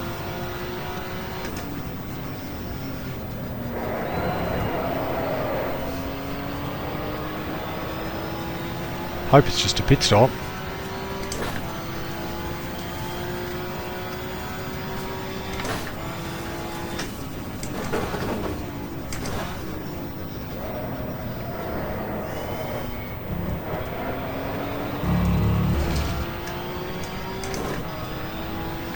I would say it's a problem.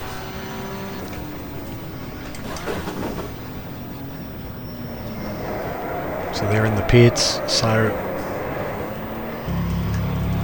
will go to 13th.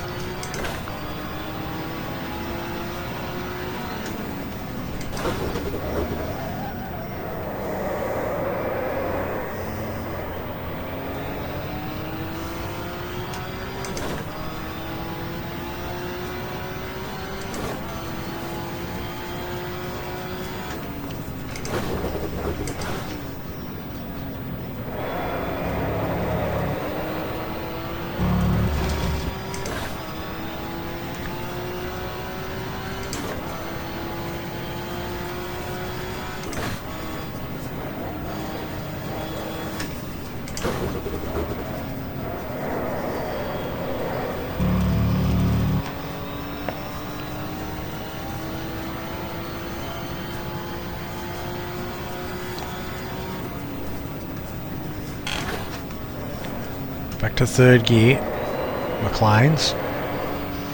Tail steps out a bit.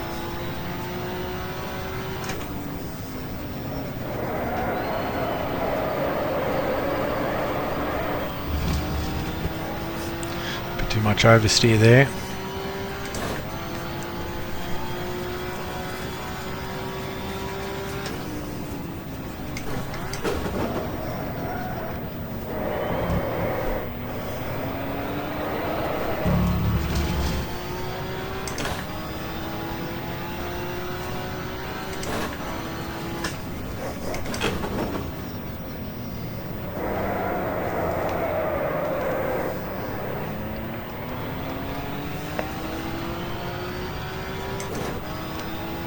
Up now to end the lap.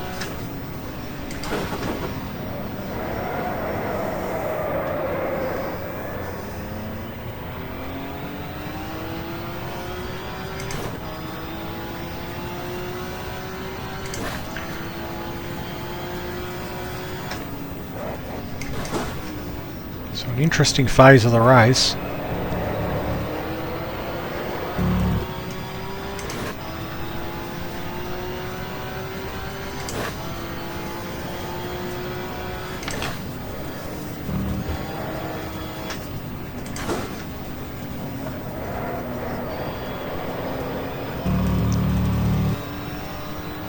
Still a lap adrift of 11th place.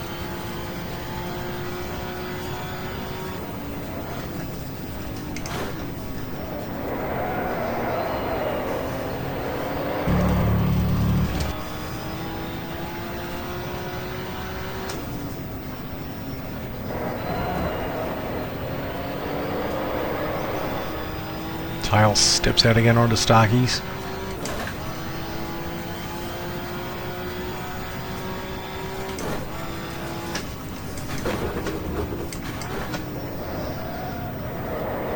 The chicane.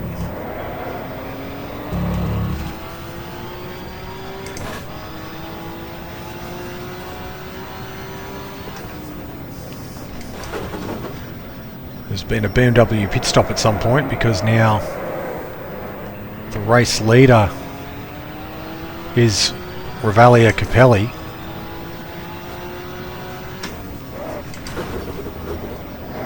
I believe.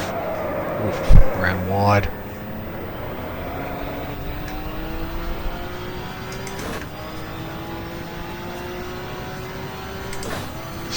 Seconds now, just down on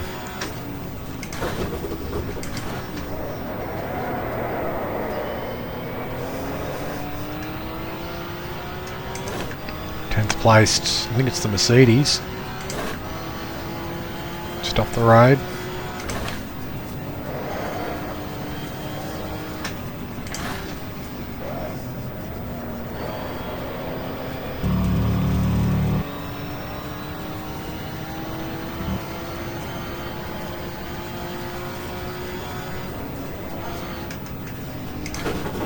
Back to third gear, again from McLean's. Just kissed the dirt on the way out. You want to get the front tyre over that curb to sort of pull the car in. You don't want to get too much curb, but you need to get some. As we said, bit of a gaggle of cars up here.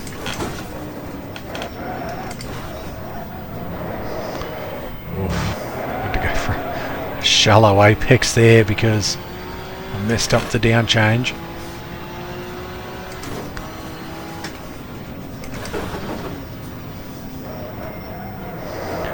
Actually, I think the next car ahead of us actually is our teammates, the lead Newman's workwear car. Car number 33, shared, of course, Mike Newman and Frank Sittner. Frank Sittner planning to debut a BMW M3 at the Silverstone round of the British Touring Car Championship. So he's having a final fling in the older car here today.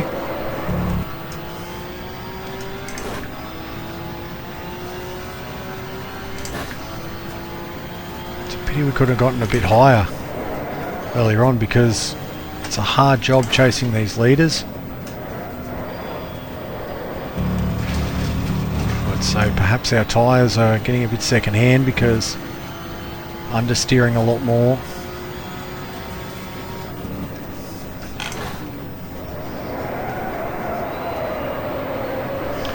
It's one way to avoid the front left getting a bit greasy. That's not.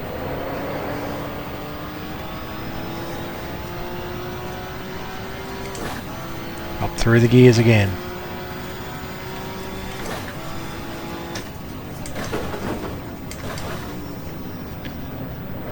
Got the class leading Corolla ahead of us.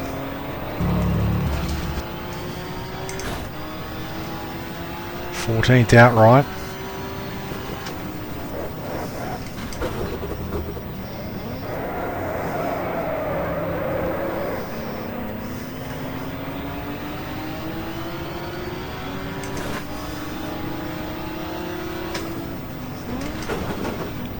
Oof. We'll just dive up the inside. Sorry, Guy Katzers.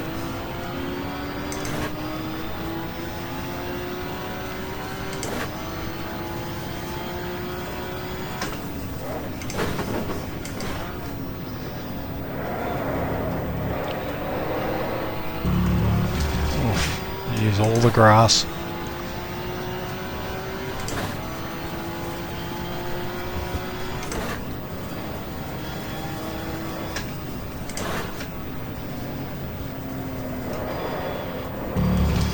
Oh, and he's out wide.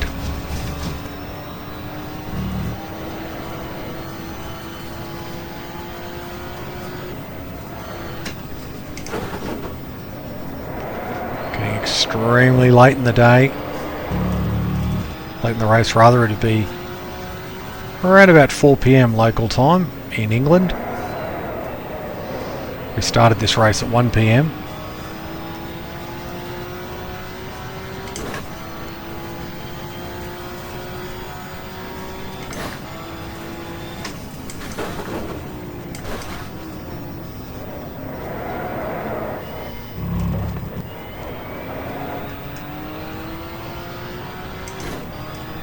Under 5 seconds to the Alpha.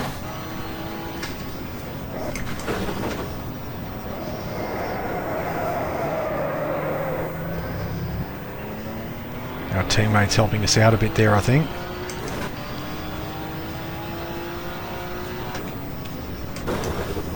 Back to second gear.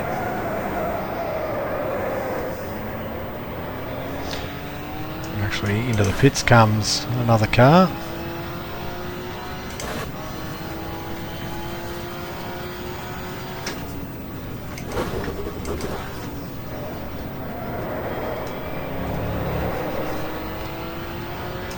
Under 20 to go. Probably under 15 for the leader.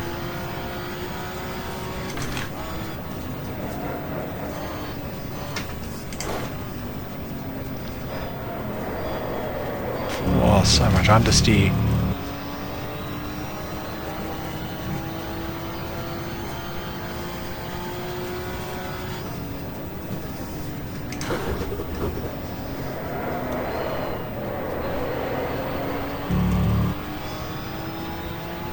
Bit of a lump of cars up ahead too.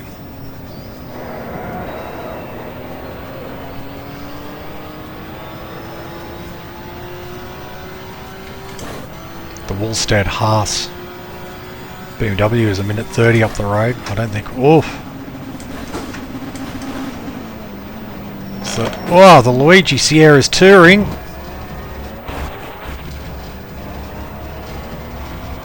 And just turned across on us.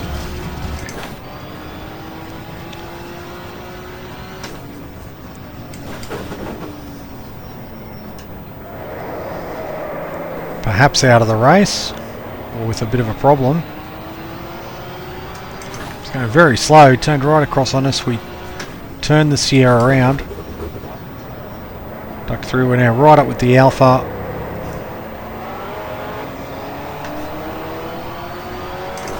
Oh, he just pulls across on us.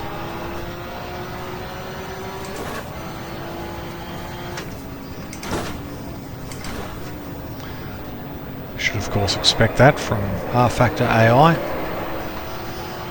I mean, they're pretty good, but you have odd little bouts like that.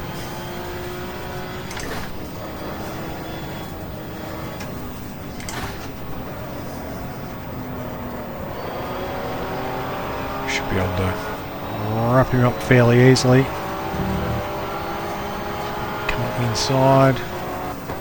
Woof, woof, woof. Oh, and he's off, actually.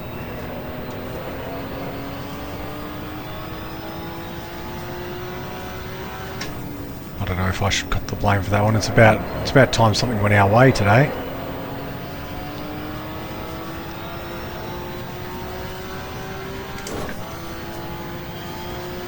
Fighting for sheep stations, 12th place.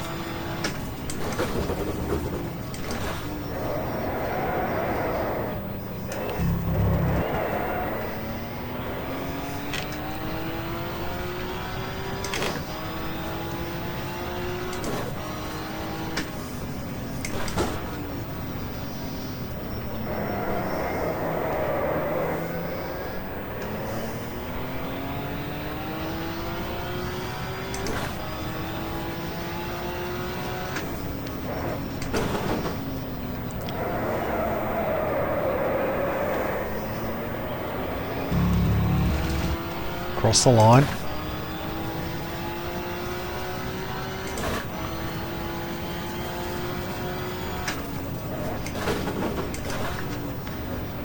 And that was a retirement for the Luigi Sierra. It's now the next car we will overtake, which will put us into 11th.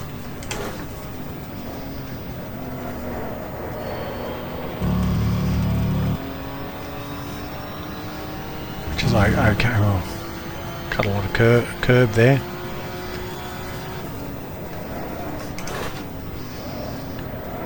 I'd love to make the top 10, but the thing is we're only going to make the top 10 if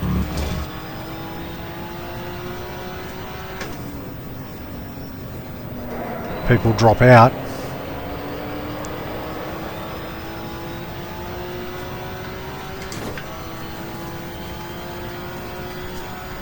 Under the bridge.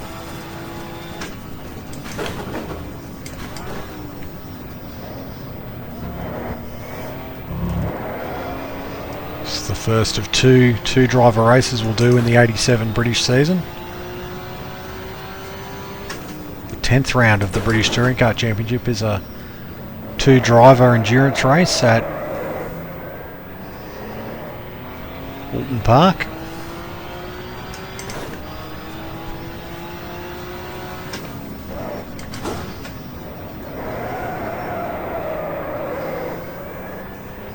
Bit of understeer.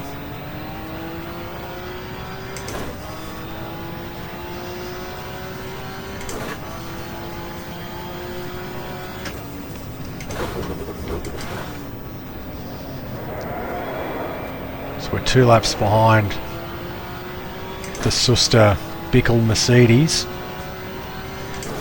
Pretty much exactly 2 laps behind because I think that's the next car ahead of us. Just when you come down the Craner curves, you could just see him in the distance.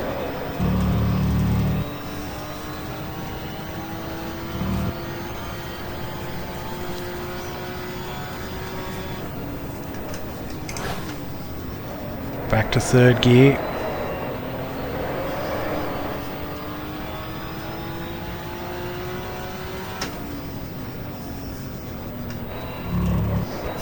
Right up on two wheels.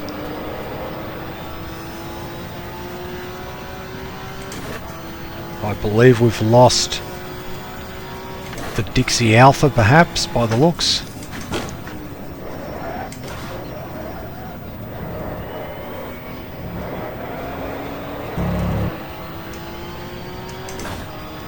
Or maybe he's going in. He must have made a pit stop.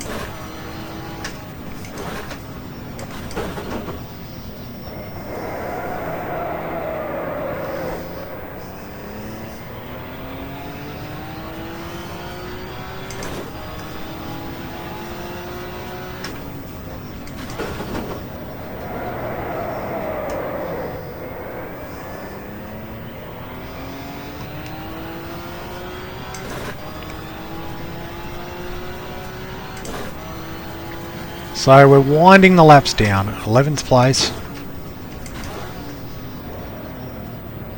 Not great.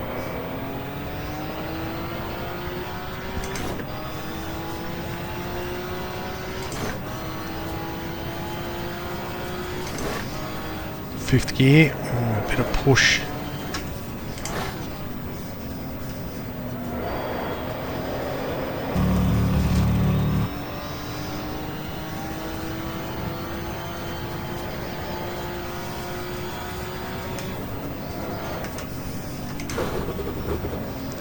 Back to third gear.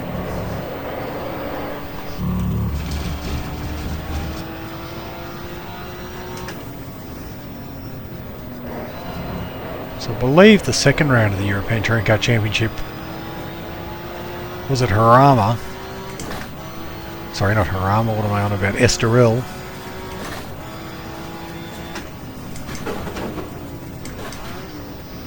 So there's a round at Anderstorp in Sweden.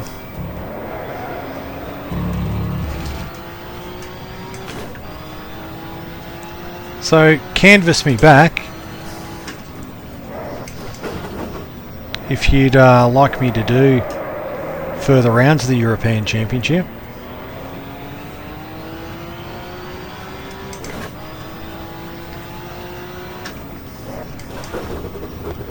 Happy to do them. And I'll take the 635 on tour.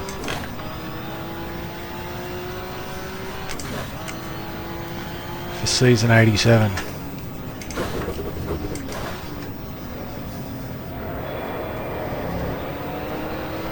Oof. Oh, back steps out a little bit.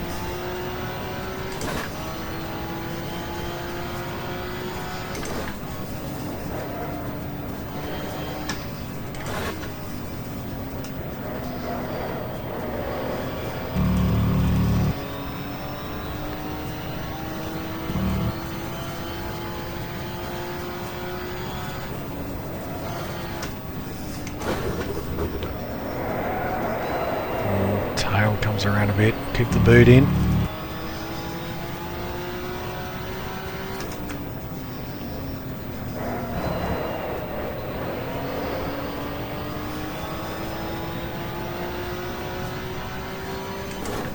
Fourth gear and fifth just under the bridge.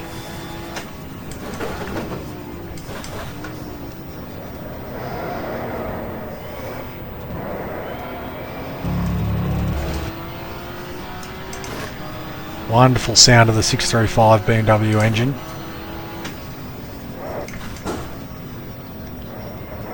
Come down to the Melbourne hairpin again.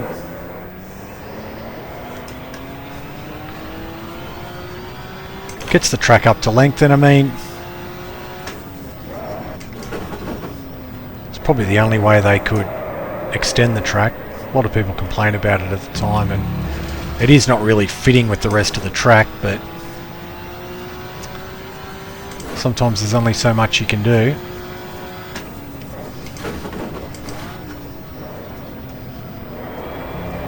So it's the greatest extension in the world, but it does its job.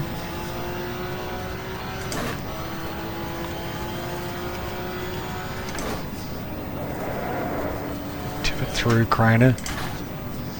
Old hairpin.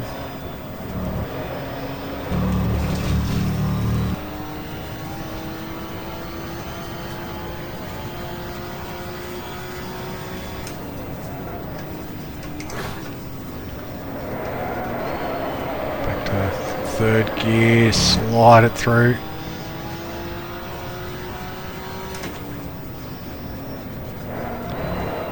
Eyes and arms and legs getting very tired now, the back's a bit sore.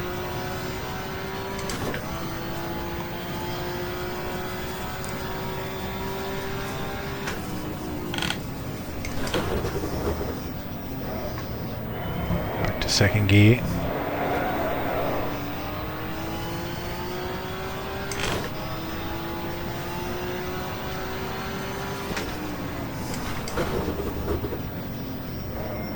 So the race is cruising down to its ending.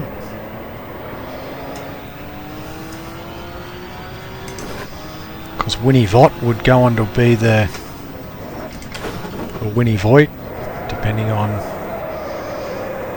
which commentator you were listening to. He would go on to win the 1987 European Touring Car Championship for Linda.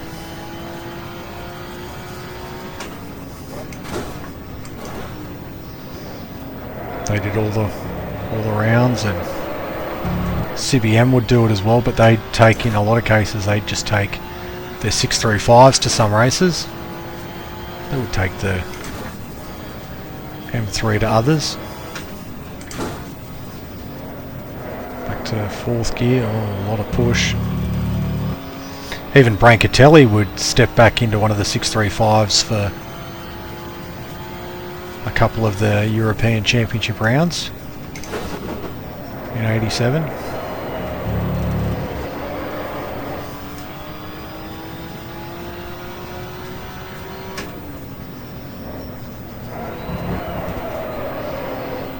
Closing in on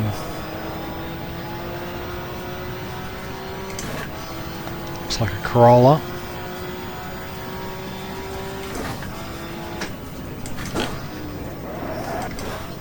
Be the Hodgett's Corolla.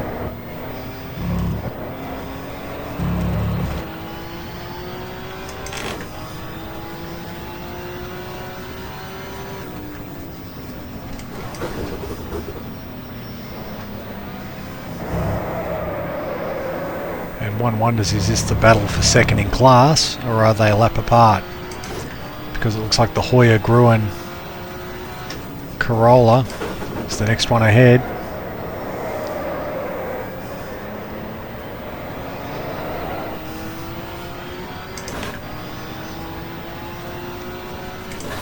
We sit 11th.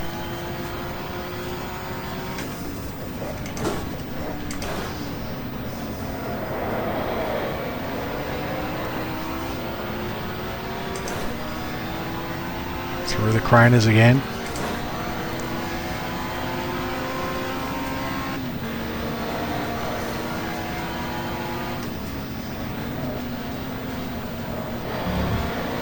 Bagnall misses the apex there. Off, give him a nudge. We're a bit too hard.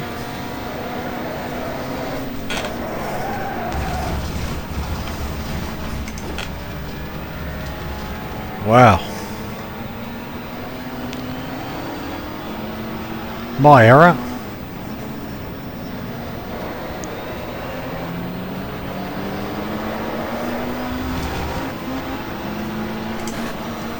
We've got a CBM BMW behind us and a Sierra.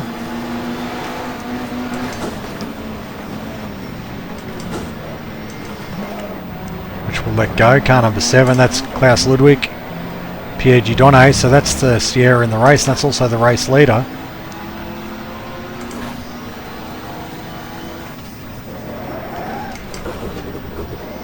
So he's giving a hard time to the number 19 CBM BMW. BMW is not going to yield. So after 2 Sierras were out within, what, the first 10 laps, It's amazing to think that the Eggenberger car is still going.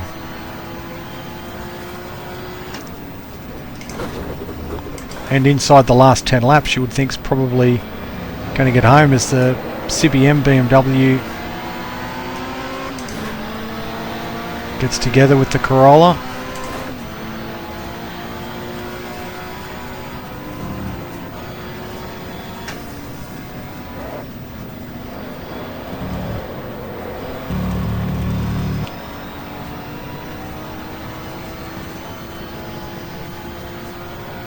So potentially a big win for the Sierra.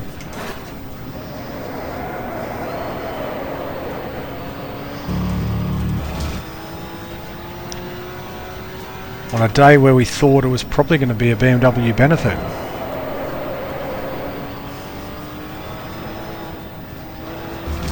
Oof.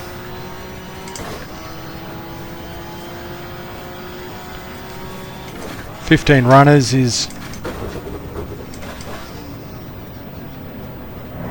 probably somewhere about right. Probably well, maybe expected a little bit more attrition.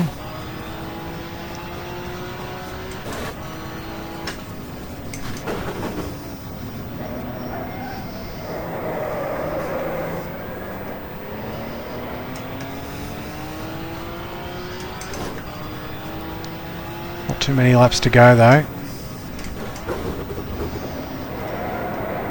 I didn't expect, after we lost the two Sierras so early, as I said, I didn't expect the third one would keep going.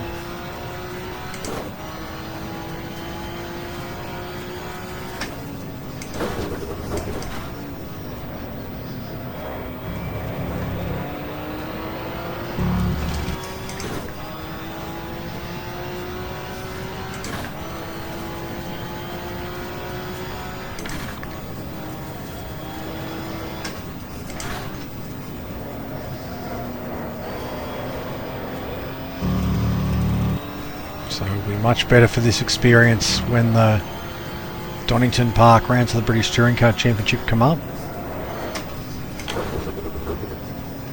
Rounds 9 and 11.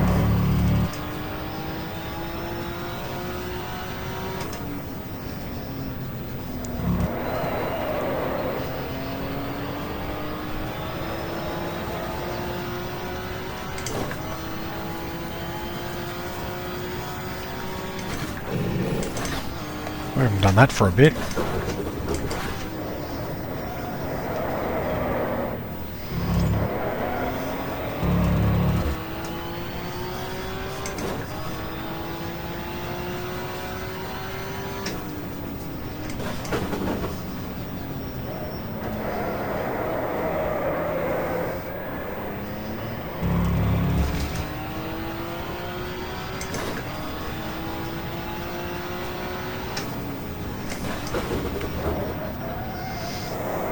Oof. Slide off.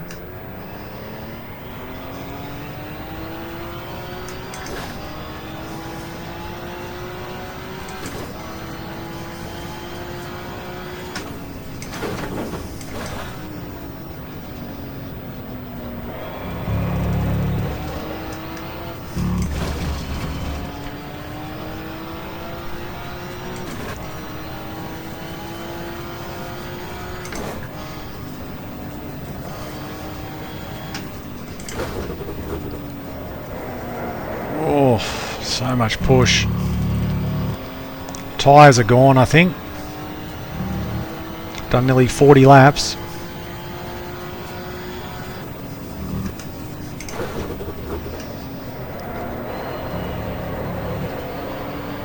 So it's looking like a big win to Eggenberger and the Texaco Sierra team.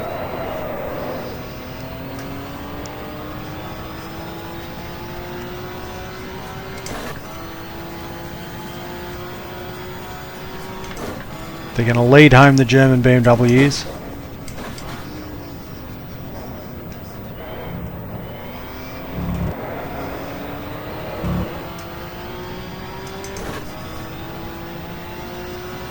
We've actually got the 10th place car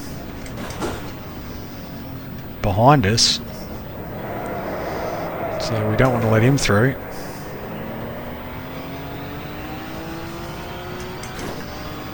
So we finished on the same lap as the car ahead of us at least.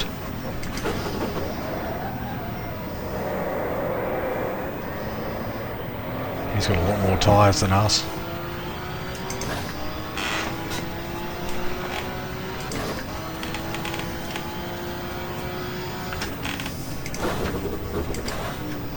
So there can't be too many laps left. We're on our 121st. We're 2 laps down on the 9th place car, so this might even be the last lap for Klaus Ludwig, partnering Pierre Dieudonné, the Belgian motornator, but a very capable driver as well as journalist.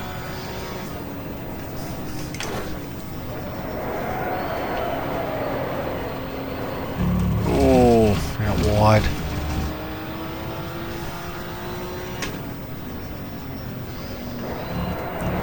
Still got to try hard till the end.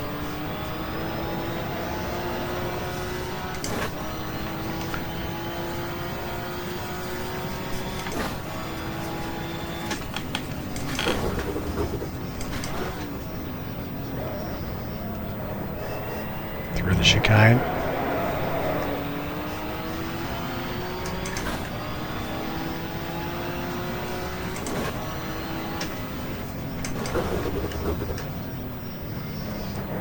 Melbourne hairpin.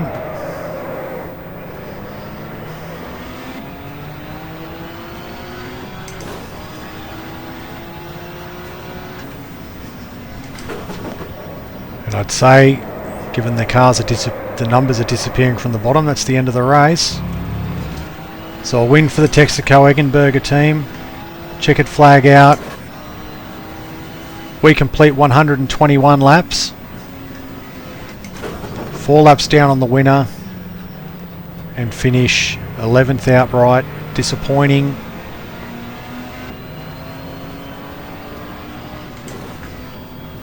Due partly to some dramas in the opening stint and then some dramas in Roberto Orlandi's stint, but a long race, good fun, and no doubt we'll be back for more soon. So let's check out the results, the final results of the 1987 Donington 500, round 1 of the European Touring Car Championship.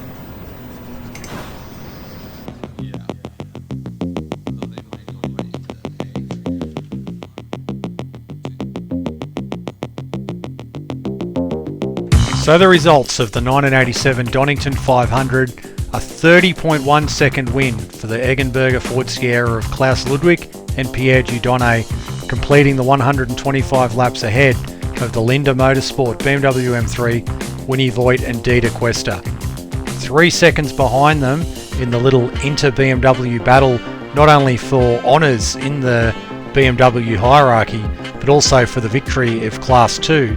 Roberto Ravaglia and Ivan Capelli came home just ahead of their teammates, Emanuele Pirro and Roland Ratzenberger, who of course started in 25th position on the grid, while just behind them in 5th place, the Italian CBM BMW M3 of Johnny Cicotto and Gianfranco Brancatelli.